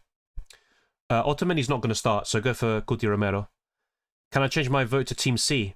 Yeah, I'm pretty sure you can change your vote. Yeah, you should be able to change your vote. Austria's leaking goals, and they can't guard Yamal. Yeah, but Spain have scored 5 goals in this tournament, which isn't bad, but yeah, apart from the 4 goals against Saudi Arabia, I mean, we're seeing, what, the 1-0 win against Uruguay and a goalless draw against Cape Verde. Ultimately, they had the chance to win all of those games, but I think their attack isn't as lethal as a France, for example. Lucas says Team C is the best. I'm guessing that's the one with Yamal. That's fair enough. Yeah, I get that. 0.3 in the bank. Could I find a way to do Freeman to Dest and all that stuff? Probably, if I do something like this. Magnan to Pickford. Yeah, I'd be very close there to getting Freeman to Dest. But if that's not possible, I mean, I could always just get a differential American defender like Chris Richards, and then Konsa. So let's see what I can do here. Konsa. Let's bring in Dest. And then I've got 5 million in the bank. Konsa can come in. It's not too bad. 0.2 in the bank. I can do Nemecha to... Well, I could change it to somebody else, but I'm not really feeling it. But that's pretty good overall. I do like Kimmich. He's one defender I really want this week, but not in the long term. I'm not going to lie to you. But that would be interesting if I could find a way to bring in Kimmich for this week. But I'm also thinking about the long term. So Pickford and Martinez, I think they'll go through to the next round. Not a guarantee, of course. Never underestimate your opponent, but I think they will. Yeah, I think everyone here will go through. There are some question marks like Brazil, maybe, but I think they will advance. Even Switzerland against Algeria. But Kimmich in for Konsa would be good. And I'm also thinking about the round of 16 fixtures where Germany would likely face France. So Kimmich would be a sell by then. Then it could be Spain-Portugal, but I'd probably keep Cucurella still. And obviously Yamal would be facing Portugal too, if they were to go through. Could be Croatia, to be fair, but yeah, France, I think they'll go through again. Brazil, I think their toughest test is Japan for the time being. So yeah, a lot of question marks overall. But I think I'm not going to complicate this too much. I'm going to go for something like this. I could risk it with Theo Hernandez, but he has been very poor in this tournament in World Cup Fantasy. Only 3 points. I think Konsa's probably the better pick. And I think England will keep a clean sheet against Congo. So, yeah, that's how I'm looking like at the moment. I'm, yeah, getting closer and closer to locking in. Let me know your thoughts in the live chat. Time to sell Konsa. Maybe. I still think he's decent. Why not Tar with a bonus? That's not a bad shout. It's more of a Matchday 4 pick. I don't think Germany are good defensively, but against Paraguay, I have gone for a 2-3-0 win for them. So, yeah, I think that's a good shout. Just a few updates for you, by the way. Davis is a doubt. He still hasn't played in this World Cup due to a hamstring injury. Obviously, Kone is going to miss the entire World Cup with a broken leg. Rafinha is also unavailable for the rest of the tournament, just like Schlotterbeck. And, yeah, Edouard Mendy has sprained his knee on Matchday 2. They are kind of hoping they return to the round of 16, but it isn't a guarantee. Saliba is absolutely fine. He was just rested against Norway. Nathaniel Brown, well, this is the quote by Nagelsmann. He's doing well. I think he can play on Monday. Kubo is a doubt for Japan. He missed the final group game with a knee injury. Diego Gomez is suspended for Paraguay, so he picked up 2 yellow cards. Ryerson got injured on match day 2, and he missed the game against France with that thigh problem. Victor Lindelof went off injured in Thursday's match against Japan. Reece James is out, and he's going to miss the round of 32 game, and probably the round of 16 as well, with a hamstring issue. Declan Rice is a doubt, but he has been training, and I think he'll be ready for match day 4 against Congo. Romero is doubtful, but I think he's going to be available. From what I've heard, according to some Argentinian sources, I think Romero is available against Cape Verde, so that should be good. Hopefully those updates have helped you. Drop a like, subscribe. We're getting very close now to locking in our squad for the round of 32 and beyond. If you have no wildcard chip left, it's very important that you get this right, because otherwise, well, yeah, you could be in a bit of trouble going into the round of 16 and beyond. And my advice to everybody watching is to activate the qualification booster and go for players that you think will advance. There are a few that aren't absolute guarantees in my squad, mainly Manzambi and probably Vinicius, but I think everybody else is very likely to go through. Of course, football can throw you a curveball there. Okay, let's go for the other questions as well.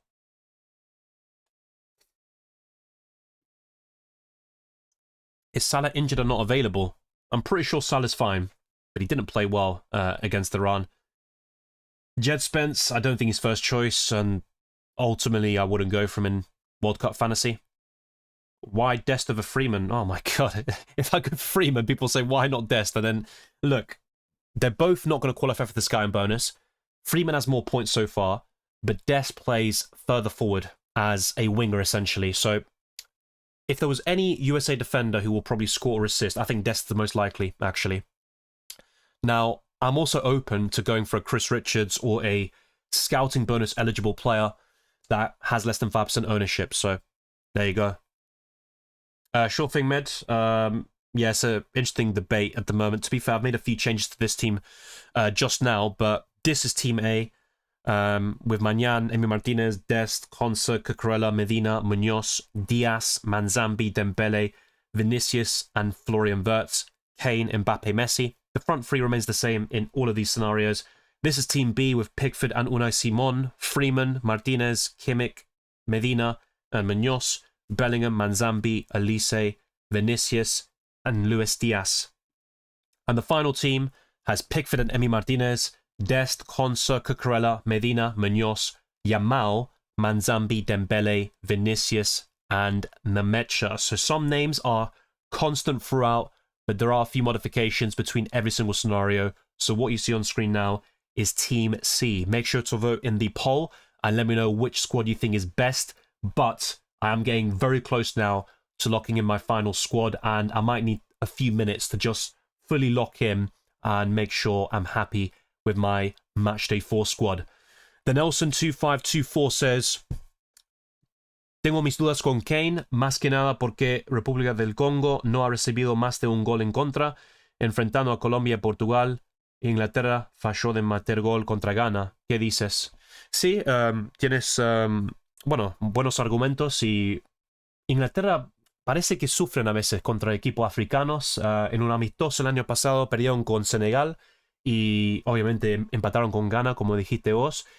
Pero para mí, en este partido, Inglaterra tiene la experiencia sobre Congo, y para mí Harry Kane es una bestia. Cuando tiene el servicio, va a hacer goles, y para mí, entre él, Harry Kane, bueno, entre él, Mbappe y Messi, la bota de oro lo va a conseguir entre esos tres jugadores. Así que para mí Inglaterra es mejor defensivamente que ofensivamente en muchos torneos, pero también vimos algunos problemas en la defensa en los últimos partidos, especialmente contra Croacia. Pero para mí Harry Kane va a hacer un gol contra Congo, y a largo plazo Inglaterra va a llegar muy lejos en este torneo.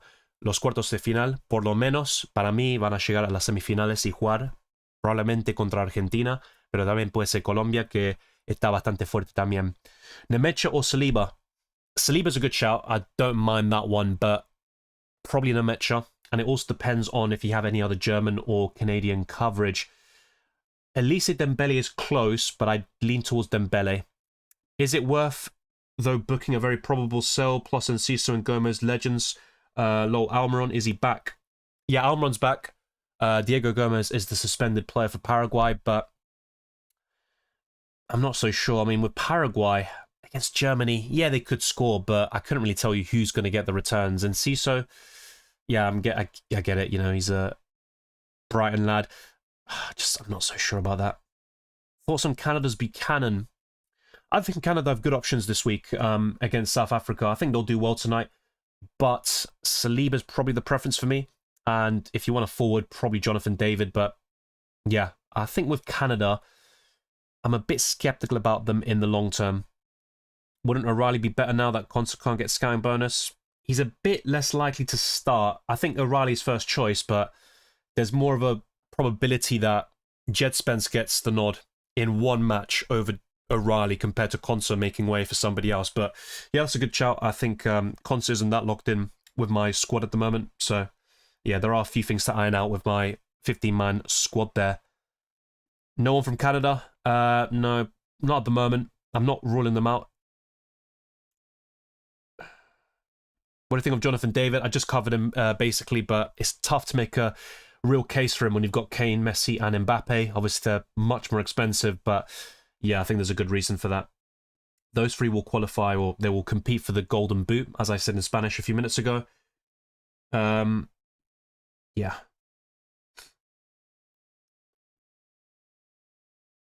Quinones or Kane? Harry Kane. I think Medina will start, yeah. If it wasn't Kane, which striker would you pick for this match day? For this match day, I like Cunha and Oyarzabal, but I think it's probably Balogun or Jonathan David, actually, if I was picking one for this week. I like Havertz and Undav as well. So those are all the strikers I'd be considering for match day 4. But that's probably what I'd end up with. Are you comfortable going with 0 scouting bonus players? If that's how it has to be, so be it. I'm not that fussed, to be fair. Skill or luck to play this game? Just like any other fantasy football game, it's mainly luck.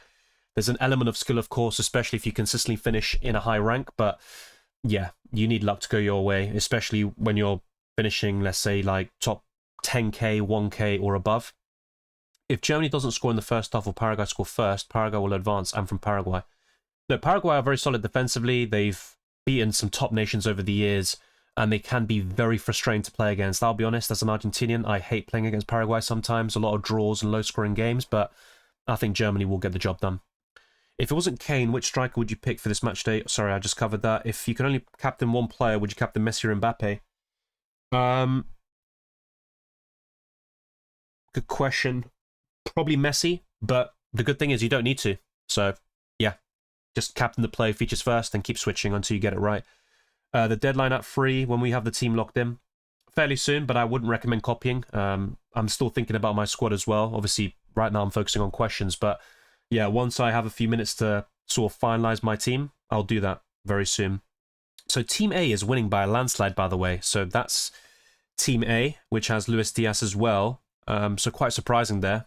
But yeah, a lot of things obviously to keep track of with that poll. I don't think it's quite as one-sided as that one. But yeah, I do like the balance of this team. It's pretty good. Having said that, there are a few things I want to definitely search and finalize when it comes to my team. So I'm going to check a few predicted lineups for several nations like Argentina and England. Obviously, there's a lot of questions about will Medina start? I think he will. I think he's currently first choice left back for the reigning champions. But yeah, I don't think we're going to get any predicted lineups, to be honest. No, I don't think so. Let's see.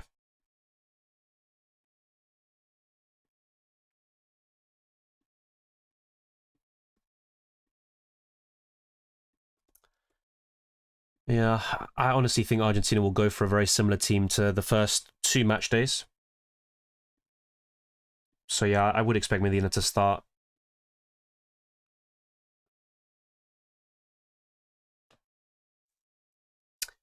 Yeah, Messi's definitely going to be in my team. And for England, Hopefully I can find something, but I very much doubt it.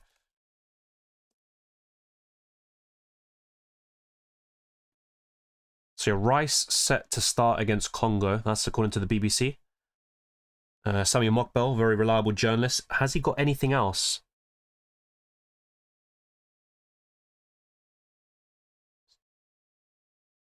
So yeah, Rice, yeah, he has returned to full team training. And at right back, yeah, so obviously Quansah got injured.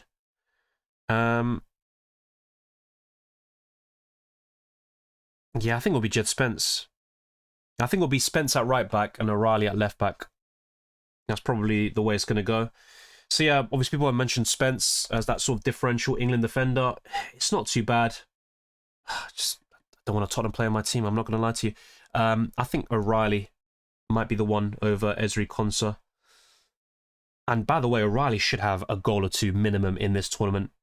So yeah, let's bring in O'Reilly for Ezri Konsa. Although O'Reilly's ownership is higher. I might need to settle for Jed Spence then for the scouting bonus. So yeah, might need to go for him in the end. But yeah, that's good news there. Of a bit of clarity when it comes to the England starting 11.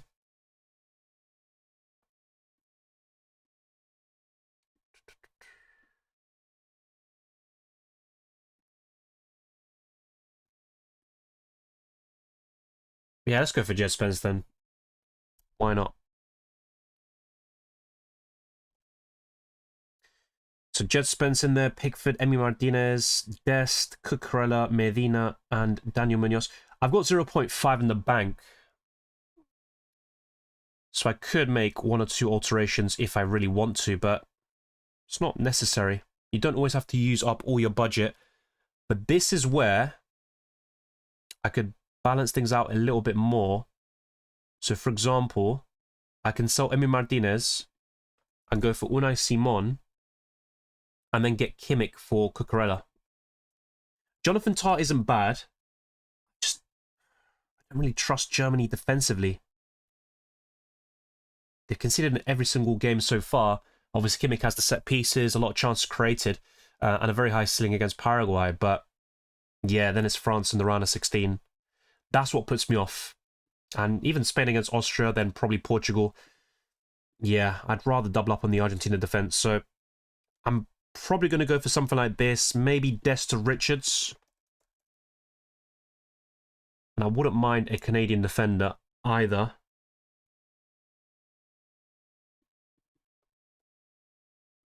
Just going to check America's predicted lineup, although I wouldn't expect too many changes from the first two games. Yeah, I think maybe Richards will be my pick. Ream isn't too bad. Big differential in there. Yeah, and Ream's a bit cheaper than Richards. Yeah, and then De Fugaroles. Let's see if I can bring him in. And then 1.3 in the bank. Interesting.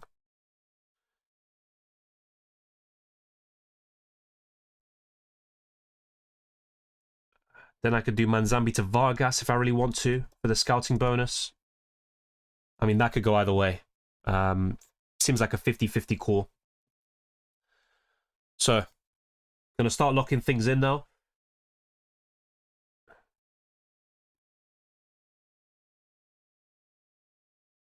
Dylan, is the match predictor for 90 minutes only or plus extra time? It should include extra time as well, yeah. Congo will expose the right side of the fence of Spence. I hope so. Oh, Deca Fugalos is on the bench. Oh yeah, thanks for covering that. Yeah, the bloody lineup. Let's go for the lineup. That's a good idea.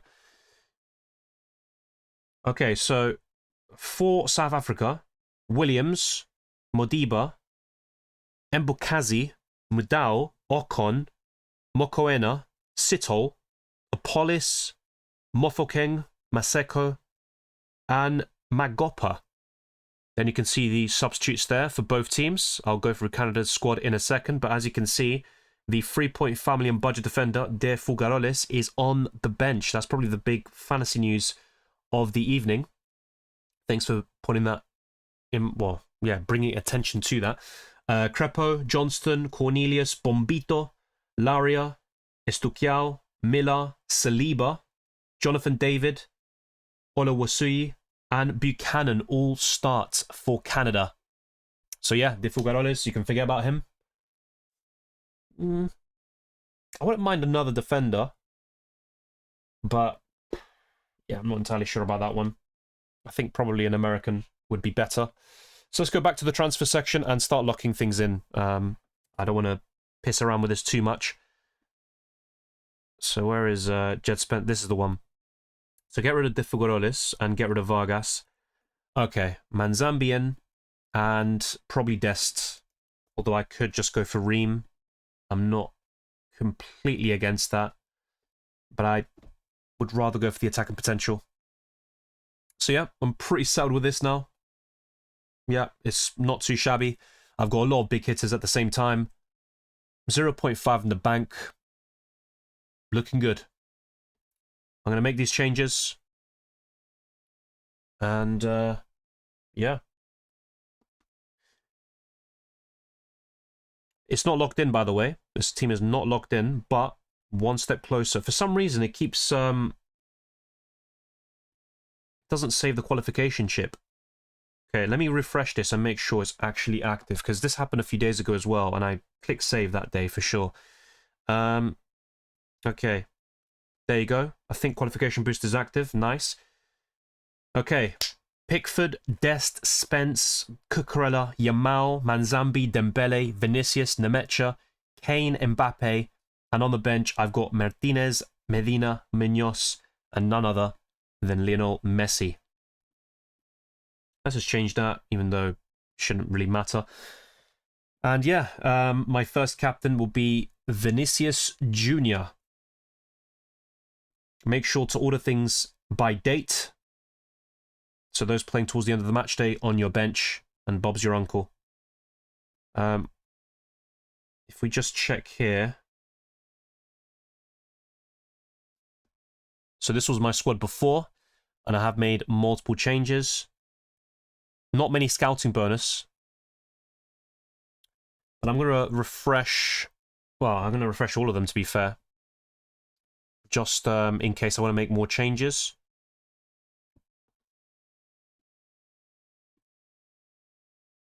And by the way, this is my league. Make sure to join if you haven't done so already. We have thousands of members. It's one of the biggest in the world. And you can still, yeah, join right now. And all your points from match day 1 will be counted. So it'd be good to have you on board for that. What I also want to show you, actually, is this. So Gakpo is now bonus eligible. That guy let me down big time on match day 3. But Konsa is no longer a bonus eligible player. The same goes for Christian Pulisic, who could be a fantastic option against Bosnia for match day 4. So once more, I'll drop the link in the live chat. It's a good resource to have here.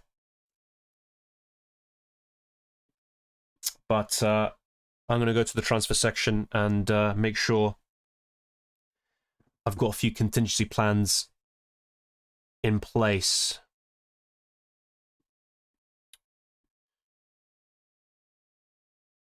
All right, let's go through the super chats. Thank you very much for sending them in. Molina is nailed or Montiel can start?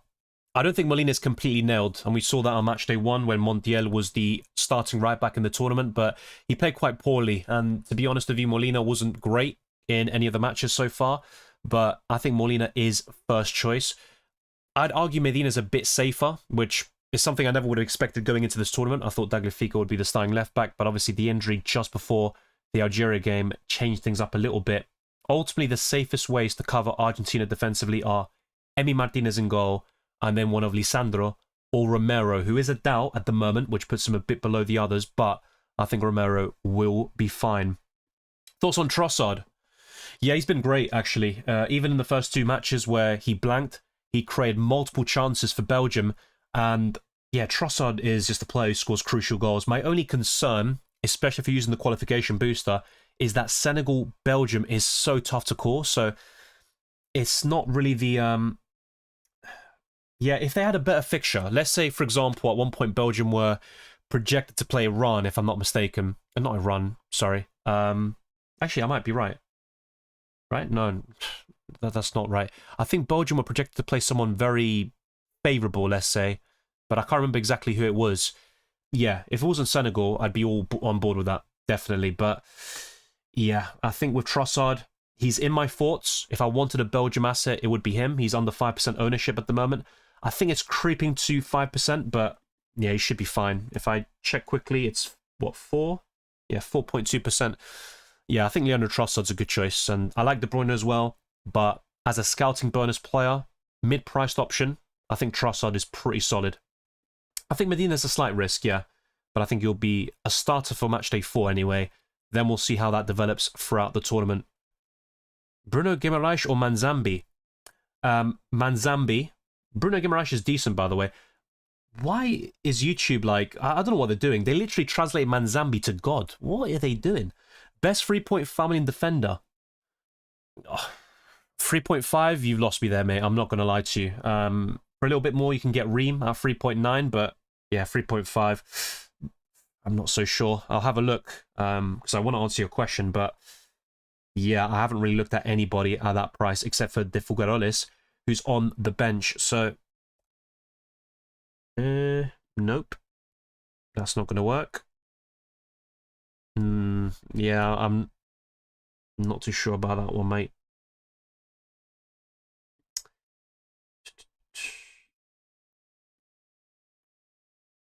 So we are approaching the deadline, only a couple of minutes left. Let's be sure to lock things in. 3.5 or below. Bloody hell, who do we go for?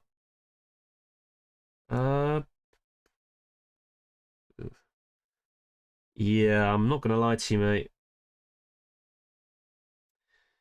Nah, I don't think I'd go for any of them.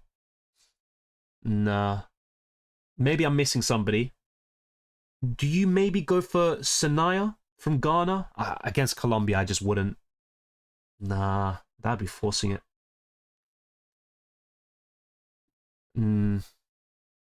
If you're backing South Africa to produce an upset, you could go for one of their defenders like Mbokazi, but nah. And let's double check the the Bomber Club, the lineups. Yeah, Mbokazi is starting.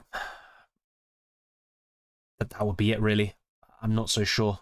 Probably Mbokazi if I had to pick one, but I'd rather spend a bit more for an American defender like Ream, who qualifies for the scouting bonus. The same goes for Chris Richards at 4.1 million. So hopefully that helps. I wish there were better options, but yeah, I try my best. I'm not going to say names for the sake of it.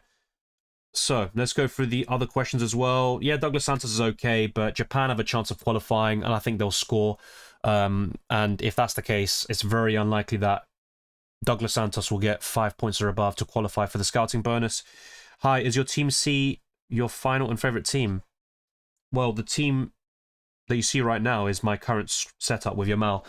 So technically, yes, it is Team C, but I'm pretty sure I kind of mixed up a few things. I even put Jed Spence in there as well. So yeah, ultimately my advice is play it your way, back your gut, even in the attack. If you're maybe favouring, let's say, Oyarzabal over Kane, go for it, because that's the way you can gain over others and learn as a World Cup fantasy manager.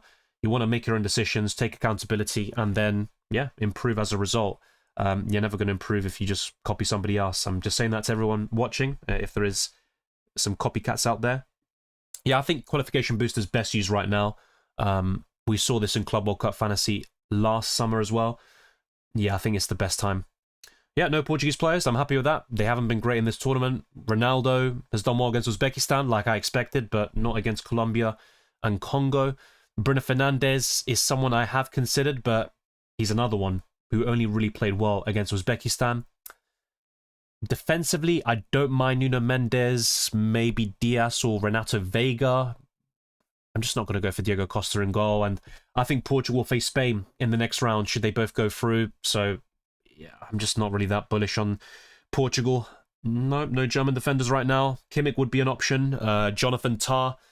I don't like the German defense though, and they're facing France next. So yeah, for me, I'm not completely like ruling them out. And there's definitely a debate to sell Spence to Kimmich. Like, I could do that. I even have enough money to do Spence to Saliba. That's something else I can do. But Joshua Kimmich, yeah, I'm just not so sure. And I've got Nemetri already for my qualification bonus. I think Germany will keep a clean sheet against Paraguay, but yeah, that's probably the only clean sheet they'll keep in this tournament, in my opinion, when it comes to Matchday 4 and beyond. So yeah, it'd be kind of forcing it. Jonathan Tah, maybe.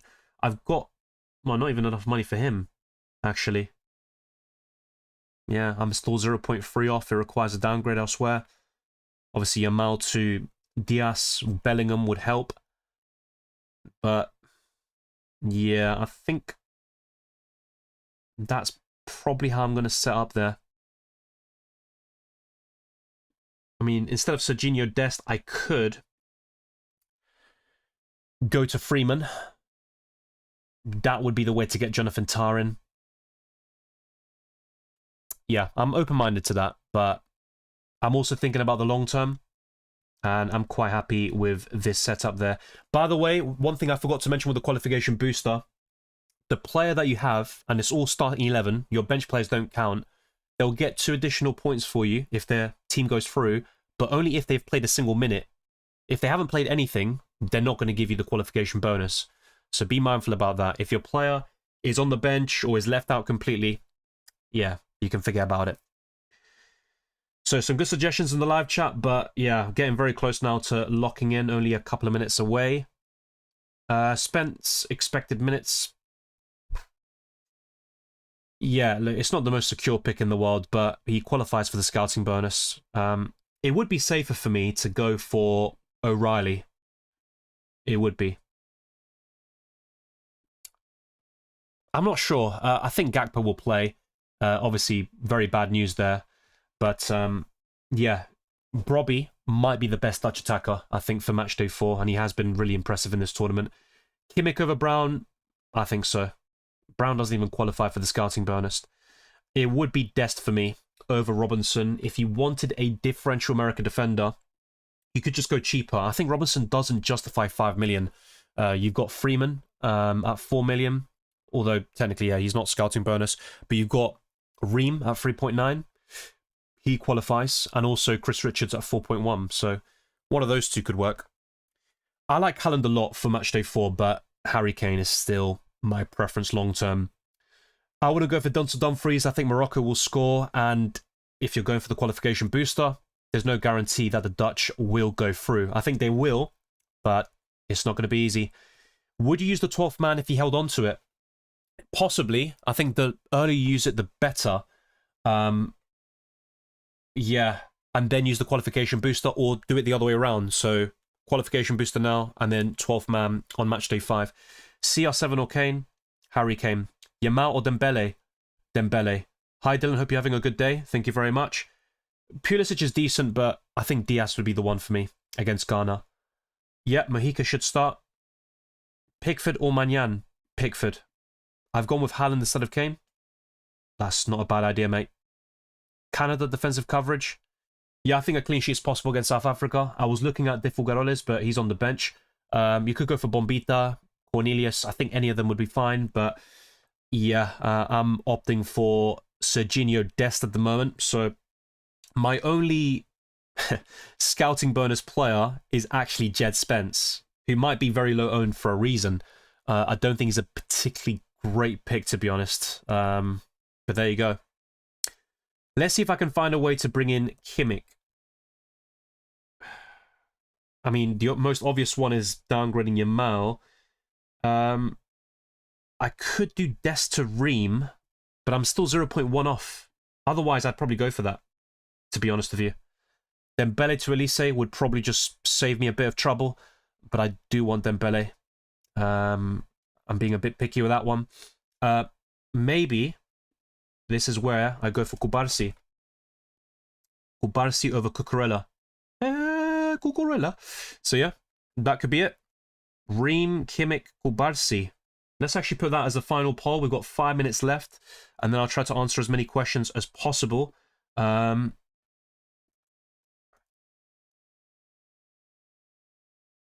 Yeah, I get that, downgrading a goalkeeper, but I want sort of long-term picks who will be there in the long term.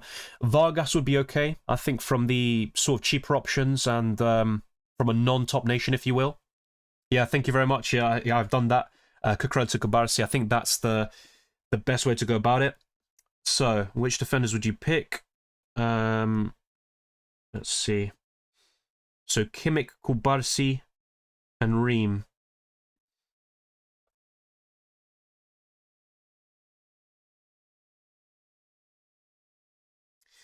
The alternatives are... I actually forgot. Obviously, Spence was one of them. Spence, Cucurella, and Dest. To be fair, that could be O'Reilly. So just put that O'Reilly / Spence, Cucurella, and Dest.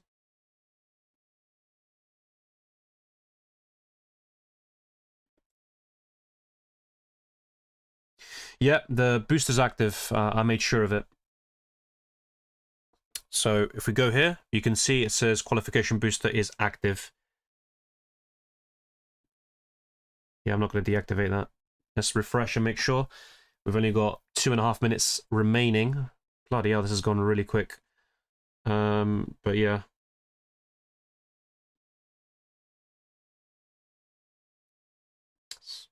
Not entirely. I mean, I know it's highlighted. Yeah, I'm not deactivating that shit. All right.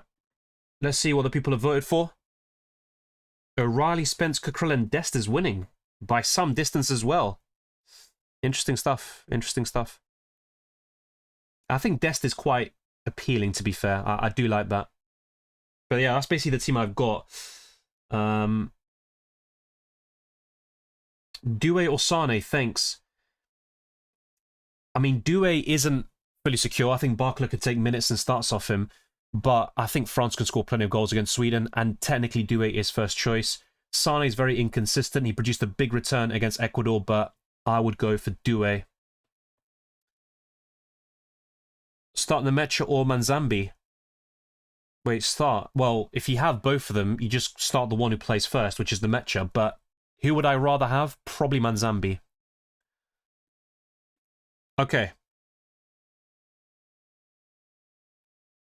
That is quite clear-cut. I didn't expect it to be that one-sided. I thought it'd be a very interesting poll, but 79% of you have gone for O'Reilly / Spence with Cucurella and Dest. So that's interesting. Yeah, good squad, Sydney. I'm not that confident in Mexico going through against Ecuador. I think they will, but I'm not really that confident. And Colombian defender's interesting. I think that works. Yeah, Laria, I think there'd be some concerns about your defensive line long-term, but it does allow you to go for a very expensive attack, which I get, but I think there isn't enough money invested in your defense. Yeah, Medina's good, even though some people have concerns about him starting. But yeah. I'm going to make one last transfer, if I can quickly do this. So let's revert this. Ah, O'Reilly, Bream out, Dest in, and Kubarsi out, Cucurella in. To be honest, I don't mind Kubarsi, but I'll probably do this. So Spence to O'Reilly, done. So yep, get the Tottenham guy out of my team. And there you go. We should be locked in now. And that's it already. Oh my god, look at the ownership figures of some of these players. I mean, I had Vinicius Jr. when he had a quarter of that ownership. 40.9%. Yeah, I thought Messi would be a bit higher. But there you go. It's all done. No scouting bonus players in my 15-man squad, but a few differentials in there, particularly Manzambi. But there you go. That wraps up the Matchday 4 deadline stream. Unlimited transfers and a 5 million increase to our budget. Is that Pulisic? Yeah, I'd go for Pulisic over João Neves, yeah. Oh, I forgot the booster. Oh, dear. Well, I'm pretty sure I activated it, so I hope it actually went through. Good luck as well. Wei Seng, GG to Drigger as well. I have 5 scouting bonus players. Let me know which ones they are. Dylan, es raro que Messi esté solo en 48%. Sí, pero también es muy probable que muchos ya han dejado de jugar el partido, el juego de World Cup Fantasy. Para mí es eso. La mayoría de la gente por Twitter y YouTube van a poner a Messi, Kenny y Mbappé como su delantera. Y para mí es lo mejor que puedes hacer. Captain Jonathan David, good luck. You might not even need it. South Africa are there for the taking. Dylan, I went with Elise over Dembele. It's a close call, and it might be time for Elise to step up, and maybe Dembele will go quiet. Deadline buster. You literally have no scouting bonus players. Is there a new meta or... Well, I went all in on scouting bonus on match day 1, and it went very horribly wrong, so...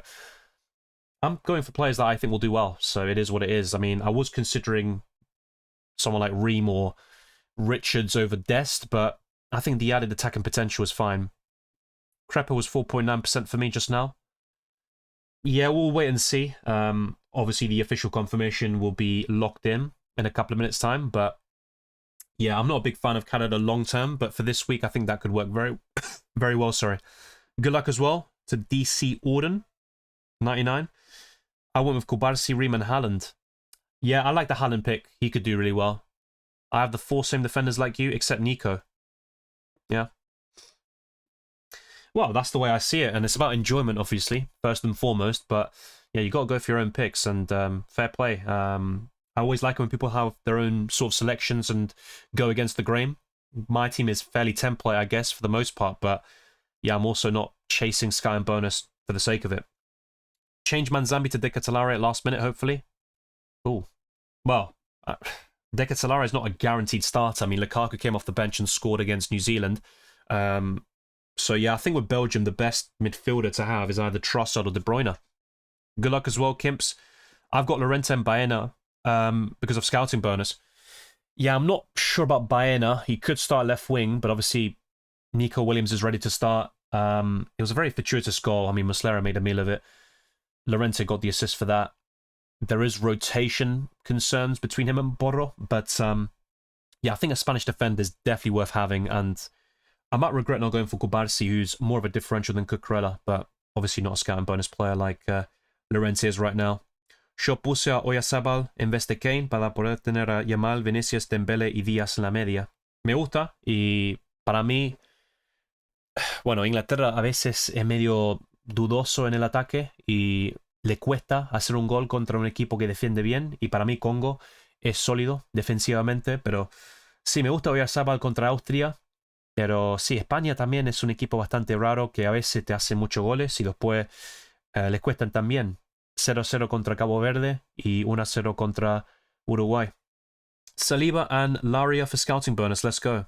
All the best there, mate. Biggest upset this match day. Maybe Ecuador knocking out Mexico, or Senegal knocking out Belgium. I think those would be the two that stand out. I don't think Morocco-Netherlands is that much of a shock either way, even though the Netherlands are obviously a better footballing nation. Took a gamble on Brown. I think he'll start. Not guaranteed, though. Well, Spencer, Nico for Consa, because they all have above 5% ownership. But yeah, Consa's safer, to be fair, so it is what it is. David, 3 times is all I want. Yeah, another David hat-trick. Yeah, good luck with that, mate. Yeah, Nico Williams injury. Yeah, fair enough. What's your points target this match day? Whatever gets me a good green arrow. 100 plus would be nice, but we saw that in match day 1 and 2. 100 plus didn't really cut it in many cases. Quería tener a Oyarzabal en lugar de Kane, pero el España contra Portugal en octavos de final no me gusta. De acuerdo. Y también aplica para Yamal y otros jugadores de España, pero sí, Inglaterra tiene mejores partidos, pero vamos a ver si pueden ganar contra el Congo primero. 16k rank, and I've not had one scouting bonus player. That's what I mean. Scouting bonus is a nice sort of cherry on top, but it's not the be-all and end-all. Before I preferred Kane and Mbappe, but after seeing Haaland and Mbappe shots on target, I switched to them. Messi's still top pick for forward. Yeah, and he's averaging a goal every, 37 minutes or something? And Messi's just being ridiculous at the moment. But yeah, you can't go wrong with any of those 4. And I think Haaland's a good one. I like that. Went with Kimmich over O'Reilly. Well, if I had enough money, I would have done the same, but Kimmich would be a sell for the round of 16 anyway, if Germany were to face France. I've used 12th man and wildcard. How screwed am I? I have to damn hours and I forgot. I think in my mind I was on a wildcard. Yeah, unlimited transfers, of course, for Matchday 4. Let's make sure. Yeah, the qualification booster is active.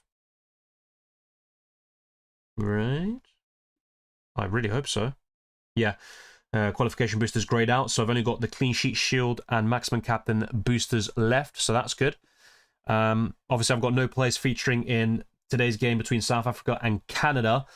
And yeah, I've gone very heavy on some big nations like England with Pickford, O'Reilly, and Kane. I've got Emi Martinez, Medina, and Messi for Argentina. And I've also got a double up in France and Spain. Everything else, though, is just one player from Switzerland, Colombia, Brazil, America, and Germany. So there you go.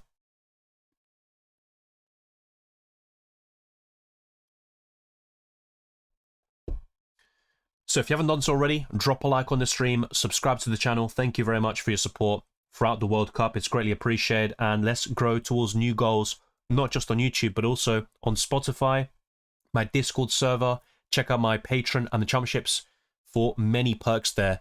And I will be gifting 10 memberships in my next deadline stream for Matchday 5. Keep your eyes peeled for that one, and you could be a lucky winner.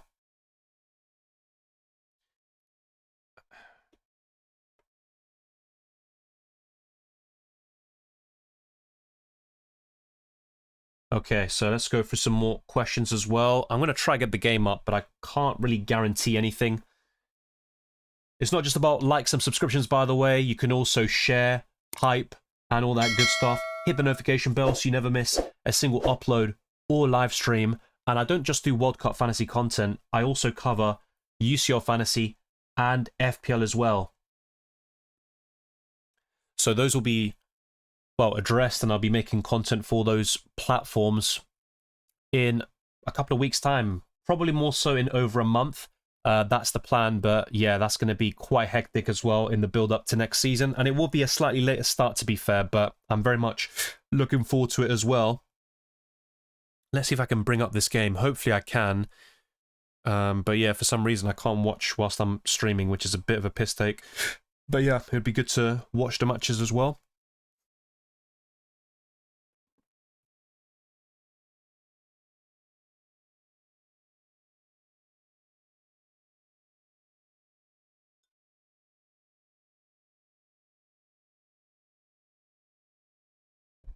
Yeah, for some reason this is being absolutely fraudulent.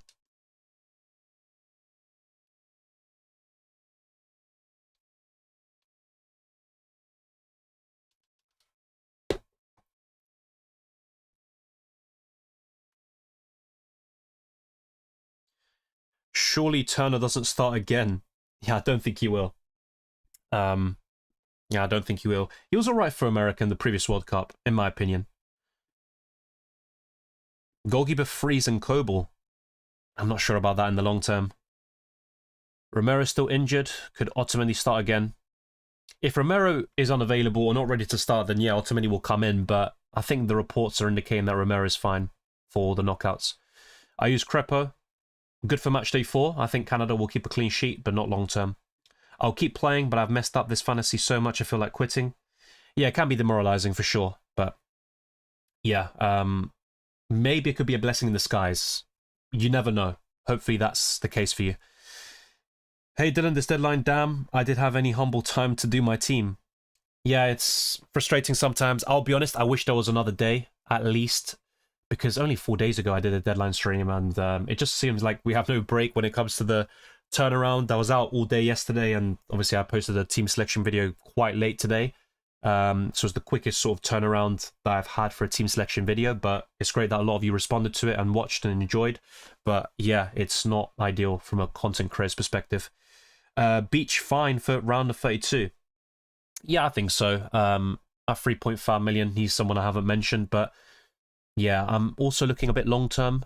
Maybe I'm sort of hyping up my team too much and they're just going to be absolute crap, but yeah, I think for Matchday 4 it should be decent. Scouting bonus should have been 3 points. I think 2 is still fine. I mean, FPL doesn't do it. I like the sort of idea that you're rewarded for going different. Obviously, I haven't done that with my 15-man squad. I almost went for Spence over O'Reilly. But yeah, we'll see how that ages. Maybe I should have just stuck with Concert anyway. But yeah, I think it's a good initiative. I'm targeting 10k place. So am I, but I need to get my act together. Yeah, I know, but my gut said go De Catalara. You got 14 players that the first 10k already got. Want to break first 5k. Fair enough, but sometimes going for the more popular pick is the right call. That's the way I see it. Adil says, hi Dylan, how you been? It's been a long time since I've been in the stream. I think it's been over a year actually. Hope you're doing well, and I'm glad to see your channel doing so well. Good to see you, Adil. I remember you. Yeah, it's been a while. Time honestly flies. Were you in the Club World Cup during those streams? Sorry, or was it UCL Fantasy and FPL from 24-25? Let me know. But it's been so long that I've kind of forgotten. Yeah, Kimmich is good. He is template, but I think for Matchday 4, he's one of the best defenders. That mini league, we got some players, Holy Potatoes. I was top 80k, now I'm at 100k. Yeah, it's very competitive in World Cup Fantasy right now. And that's why I want to get some big green arrows here. Yeah, Vargas is good for the next round or two. I think Colombia will keep a clean sheet against Ghana, but yeah, Colombia, they're a good team overall. But apart from Munoz and maybe Diaz, I don't think they have many great fantasy assets. Sydney says, I decided to cheap out my defense, spending a total of 27.5 million on the 7 players. The group stage has shown me there's far more gains to be made from the attacking options. Maybe you're onto something. The thing is, as we get deep into the tournament, we're going to get lower scoring games, and I think clean sheets could be crucial. If you are going for scouting bonus, in some cases, I think defenders, I mean, to be fair, I think some of the players you've got are probably going to be scouting bonus. But yeah, a clean sheet is very important because it can give you 9 points just from that clean sheet there. We can get 22 points from qualification booster if all 11 players in the first 11 nations go through. Yes. Exactly that. So, is it like a priority booster? Well, not over a wildcard, for example, but you can't even use that chip on Matchday 4. Everyone gets unlimited transfers, but yeah, I'm hoping for 22 points. The maximum is, well, it'd be very helpful in my quest to gain rank. Ottomani and Spence risky. I don't think Ottomani's a good choice. I don't think he'll start. The only way that'd happen is if Romero isn't ready, but the reports indicate he's fine. With Jed Spence, he should be the right back with Quansah injured, and obviously James is missing the round of 32. So I think Spence and O'Reilly will start. I was in a huge dilemma between Elise and Dembele. I closed my eyes and just went with Dembele last minute. Hope he'll do well. A hat-trick won't be bad. I don't think he'll score a hat-trick, but yeah, he could do fairly well against Sweden. Obviously, Norway kind of helped a lot with their rotated side, but there were great goals from Dembele. I think Elise will get more assists, but yeah, it's a close call. It could go either way, and I wouldn't be surprised if Elise ends up winning that one. I'll have to use qualification boost the next round, then clean sheet and max and semi and final. It'll probably cost me so many points. It's one, I think, things not going your way, but these mistakes are just making this miserable. Well, to be fair, you could use the clean sheet. Okay, no, that's exactly what you said. Yeah, I don't mind using the clean sheet shield in the semi-final or final. Obviously, the games are tougher to call, but generally they are lower scoring as you get deeper into the competition. Exclusive, Diamande chooses PSG as next destination if he departs RB Leipzig this summer. Fair enough. Liverpool fans won't be happy with that. His end product isn't great, by the way, but good player to watch. FIFA Fantasy deadlines are so close. Windows, yeah. Euros is a bit like that as well, but 4 days is crazy. I'm not going to lie to you. Went with Unai and Pickford at the end. I like that. I do like Martinez more for the round of 32 and 16, if Argentina were to get the job done. But Spain have been very solid defensively as well. Forget Messi versus Ronaldo showdown. Ready for prime Vizinha versus Messi showdown. I just hope Argentina win, I'm not going to lie. Great story for Cape Verde there, but no time for sentiments. I forgot to play my qualification chip. Yeah, you're not the only one. I almost forgot to play it because I thought I saved it and activated it, but for some reason it didn't do it. From the other day, even today, during the stream, same thing happened. So I had to do it a third time. I swear in past tournaments there used to be a slight gap between rounds. Yeah, but I think because of the round of 32, it's just a very quick turnaround and it's a bit jarring, to be honest. Scouting bonus could have been increased to 7 to 10%. Yeah, I think that's a good idea. I think 7-10% is good, but we'd still have similar issues with some players, and they go above that threshold as well. But yeah, I think that's a good idea. It might be confusing for some people, or the threshold could just be 7-10% anyway. I think 10% is probably best. Good luck. See you after a few days. Likewise, when's the best time to use the 12th man? As early as possible, so yeah, the round of 16. Scouting bonus only squad. Meanwhile, I've got 0. So the Legend of Renegade says Freese, Tar, Johnston, Sanchez, Robinson, Sanchez from Colombia, Xhaka, Saka, Saliba, David, Captain, Undavin Bolo, Coble, Enzo McAllister. You're having some fun there. I hope you get a lot of points. All the best there. I don't think so. I think Romero and Lisandro Martinez are clearly first choice. It's just because Romero picked up an injury against Austria, but he should be fine. We just need some time to do our team. Majority of us are working from 8 a.m. to 5 p.m. before you get home. It's another journey getting home. You're tired as... Yeah. And the boom, you remember, you got a deadline. No, I agree. But FIFA aren't thinking about that. They just want money, money, money, money. And the more matches, the merrier for them. Free Wilding says, I went for Shabir, Kropo, Tar, Theo Hernandez, De Kuiper, Laria, Dembele, Sane, Saka, Trossard, Mbappe, Haaland, Messi, Medina, Yamal. 9 scouting bonus players. So it's a good squad overall, but for me personally, I've got some concerns. Like De Kuiper, and you got Trossard. It's no guarantee that Belgium go through, in my opinion. If they end up going through, then that looks pretty good. I don't like your goalkeepers, if I'm being honest. Like Crepo this week probably will give you a clean sheet. That's fine. But I think you're going to book in a transfer for the round of 16 or quarterfinals for sure. When it comes to goalkeepers, Theo Hernandez isn't locked in. I think Tar is a sell by the time you get to the round of 16 if Germany go through, because they likely face France. And then Larry as well. So you got a double up in the Canada defense. I'm not so sure about that. Well, Larry's in the midfield, sorry. But yeah, I'm not... Look, the attack is great. The midfield as well. I like the Haaland pick, by the way. That's a little bit different, and I think Haaland will do really well. But I think that defense, and particularly the goalkeepers, I think that's where things are a bit left field. You're on, and now your team have won it. Oh, yeah. I think you're a Liverpool fan, right? Yeah, I'm still gutted about the Champions League final. I went there. I was at the end where penalty shootout happened. I didn't want it to happen there, but there you go. At least we won the league, but it could have been a, well, even better season. That's the way I see it. They do Sanchez from Colombia is under 5%. Says Hassan. Yeah. Good against Ghana. I think Colombia can keep a clean sheet, but long term, I don't really see that being a big factor. The last time I remember being in a stream was 24-25 FPL. The last season I played any fantasy game, and coincidentally, the season we won the league. Maybe you should play it and then give Liverpool some luck. Dylan, I hope you did well on your wild card. It wasn't great. I got 87 points. My midfield once again let me down, but it's a green arrow, so I'll take it, but I need more. Yeah, likewise, Adil. Any chip from the World Cup that could be inserted into FPL?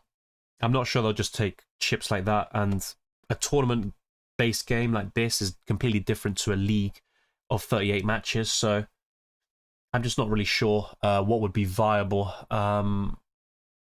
Probably, definitely not the qualification booster. That doesn't really make any sense unless you're picking players from like top 5 clubs or something. It's not really, it just wouldn't work. Obviously, wildcards in all of these games I cover. Maximum captain, yeah. I think there could be a week where in FPL, instead of choosing a captain, you sort of like either have your vice captain also score double points for you, or you have your high scoring player be automatically assigned the captaincy in your starting 11. But apart from that, what could work? Maybe the clean sheet shield.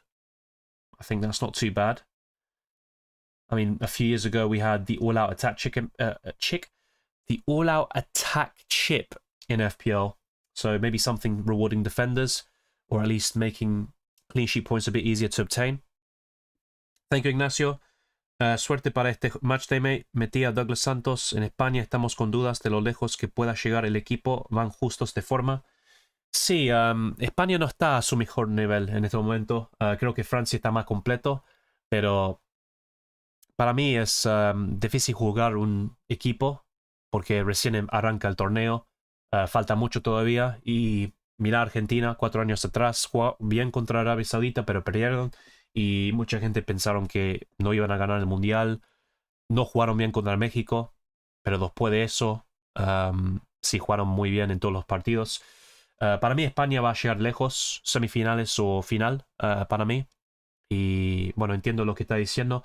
No sé si me gusta mucho a Douglas Santos, pero si Brasil obtiene una valla invicta contra Japón, clasifica para Scouting Bonus, así que para mí Douglas Santos o Danilo está bien, pero yo creo que Japón va a anotar un gol. Welcome, Sidindra. Hey Dylan, how are you? Hope you're doing well. It's been a while. Happy to see your channel doing really well. Was busy with exams and final semester. Now finally done with it and enjoying the World Cup. I'm glad to hear it. It's good to see you again, and hopefully you did really well in your exams. Yeah, World Cup fantasy is a lot of fun to cover. Yeah, the only concern or the only downside is just getting ill twice in the last couple of weeks. It's very annoying. I'll make sure it doesn't happen a third time. Otherwise, I'm in big trouble. Yeah, easy. I covered your question earlier. I can't even be asked to say it again, but yeah, you do you. How are you finding the World Cup, and who do you think will win it? It's better than I expected, but I thought the World Cup would still be entertaining. I don't think the quality of football is as good as maybe the last one or 2014.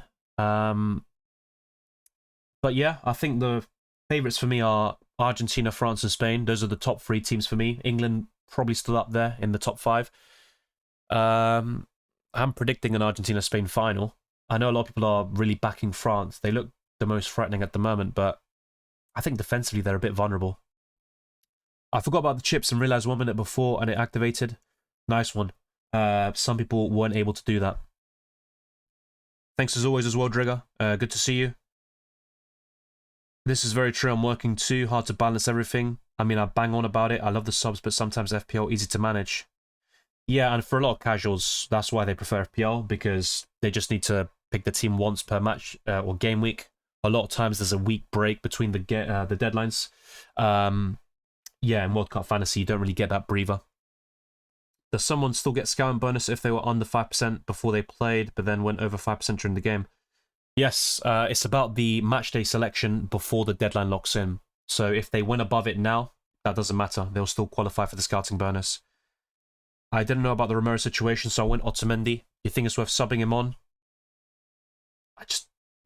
Look, it's probably it's worth waiting until the 3rd of July when Argentina play and see if there are any rumors flying around. And obviously, when you see the lineup, then you can make the informed decision. So you can at least have that sort of information at your disposal. But I don't think Otamendi will start unless Romero has a setback. From now on, I'm going to have a fantasy checklist next to me. Usually good memory, but sometimes loads of stuff happening. Yeah, I get that. For example, for some weird reason, on the World Cup website for the BBC on the bracket, they had Iran facing Switzerland. Obviously, Iran are out. It should have been Algeria, and because I was thinking of so many different things, I just read out the names of the teams there, and I didn't correct myself with Algeria. So I had to put a pinned comment there to correct myself. So yeah, I get that. I'm trying to make as many notes as possible, but sometimes it's not enough. And before my first draft video for Matchday 4, I literally went through all the possibilities and scenarios. I made a long list so I could go into a lot of detail in that video. It's been so long since we talked. Congrats on Arsenal winning the league. Gonna back Maresca to help us be there fighting for the title next season. Hope we don't sign Gusto. Yeah, Gusto's way too much money. I was speaking to a City fan, actually, a friend of mine, and he'd want Gusto for like 30 million, but yeah, the reports are like 75. That's ridiculous. Yeah, Lewis, I'm not sure he has a future at City, but we'll see. And Maresca's a question mark, despite a decent job done at Chelsea. Thank you very much. Obviously, I'm still gutted about Arsenal losing the 2 finals, particularly the Champions League. I mean, that's the one that hurts, but yeah, I'm a greedy man. I always want more. Hey, Dylan, sorry I locked my team in, but I just joined and liked the stream. Much appreciated. Free Wilding says I'm from Brazil, and I think we're not going through against Japan. Well, look, I'm Argentinian. I'm hoping Japan go through, but I still think Brazil go through, to be fair, but it should be a good game. Good luck to you and for your World Cup fantasy team. Richard Milichip says, my final squad, Pickford, Martinez, Cucurella, O'Reilly, Munoz, Medina, Freeman, Vinicius, Bruno Guimaraes, Dembele, Diaz, Vargas, Mbappe, Kane, and Messi. So you've got 2 scouting bonus players, right? In Vargas and Bruno Guimaraes. I like that. Good squad. Argentina and Spain, the finalissima final we never got. Yeah, that's a shame. I was looking forward to that as well. But it is what it is. Hopefully the next one actually happens. I'm hoping we get some green arrows. Yes, definitely. We need them. Just 2 more weeks till the World Cup ends. Gonna miss this 1 month football fever. It's such a quick tournament, isn't it? It goes by so quickly, and I'm hoping we do it again, but it's a very open one. There's no clear standout team for me, even though people would probably point towards France. Se reiniciaron las ligas y la clasificación general. No, pero hay otro leaderboard, hay otra clasificación, solo para los, bueno, las rondas de eliminación. Así que es separado, pero lo que teníamos antes todavía existe. I went for Cunha instead of Kane. Well, that's if Brazil beat Japan, then you'd qualify for the scouting bonus. But yeah, Cunha's a good pick. I mentioned him as an alternative option, but for me, the best striker that I don't have is Erling Haaland. Saul was a great pick last round of a Messi. Too bad my midfield failed me. Yeah, fair play on that one. I'm really good on Mane. He let me down big time. Yamal, Dembele, Vinicius, Trossard and Musiala in midfield. Looks good. That's a very stacked midfield. I like it. Musiala's going under the radar a bit, and obviously Trossard qualifies for scouting bonus. Easy says, I like the qualification booster, but FPL version, like when you activate the chip, any player you own, win gets 3 points, draw gets 1, and lose 0 points. It's not a bad idea, to be fair. Josh 10 says, my team is Martinez, Pickford, Sanchez, Martinez, Dumfries, Kimmich, Dest, Doué. I heard a stat that Sweden conceded from the left. Dembele, Vinicius, Wirtz, Vargas, Messi, and Mbappe. Mbappe. Not so sure if Doué starts. I think he's first choice left winger, but the minutes are going to be all over the place for him. Yeah, goalkeepers are good. I like the squad in general, but I'm a bit unsure about Dumfries here. I think Kimmich is a transfer waiting to happen in the round of 16. And Mbolo, I'm not sure about that one. I think there are better forwards, but the rest looks really good. I like Vargas in particular.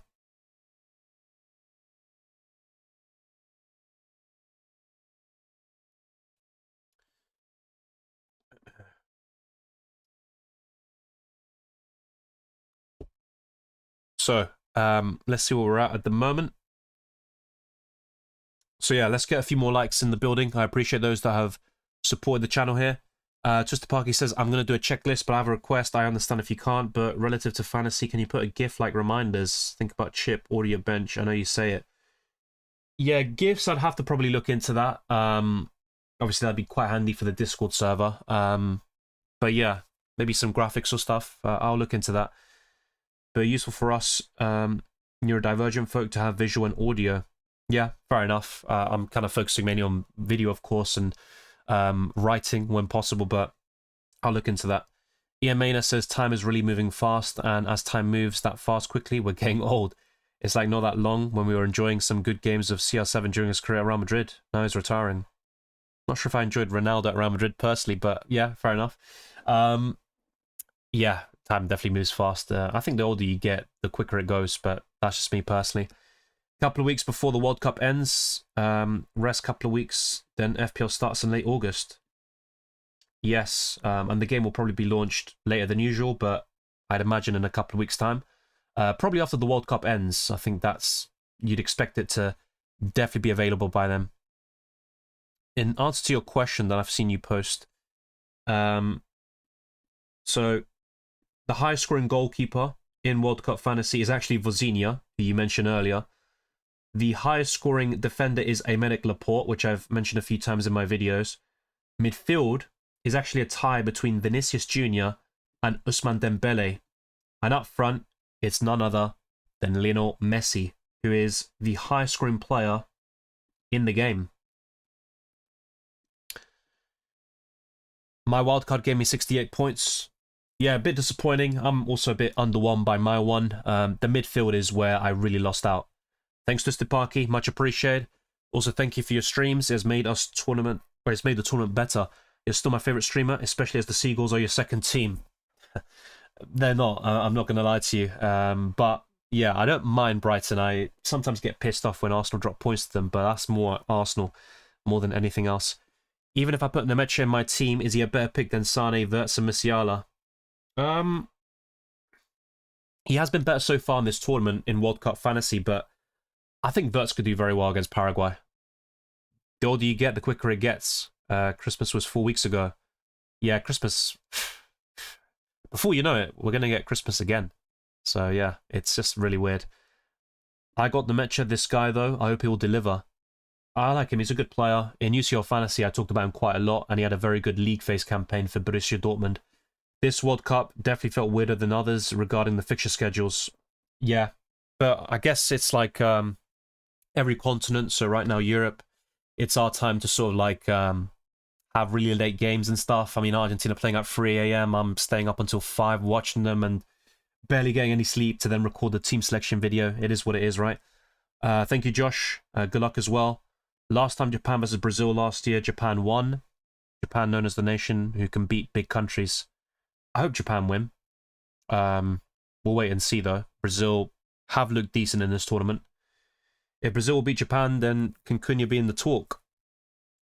Can he be in the talk? I'm not sure what you mean by that, but for as in conversations for future rounds, possibly, but that's only if one of Kane, Messi, or Haaland / Mbappe get knocked out, which opens up the gap. Otherwise, I wouldn't sell them. Tomorrow's Monday, and Monday is like petroleum and water. Yeah, people don't really like Mondays usually. I get that. Yeah, it's not my favorite day. I think it'll be a France versus Brazil. Nothing against Argentina, but Brazil is a team far better than Argentina.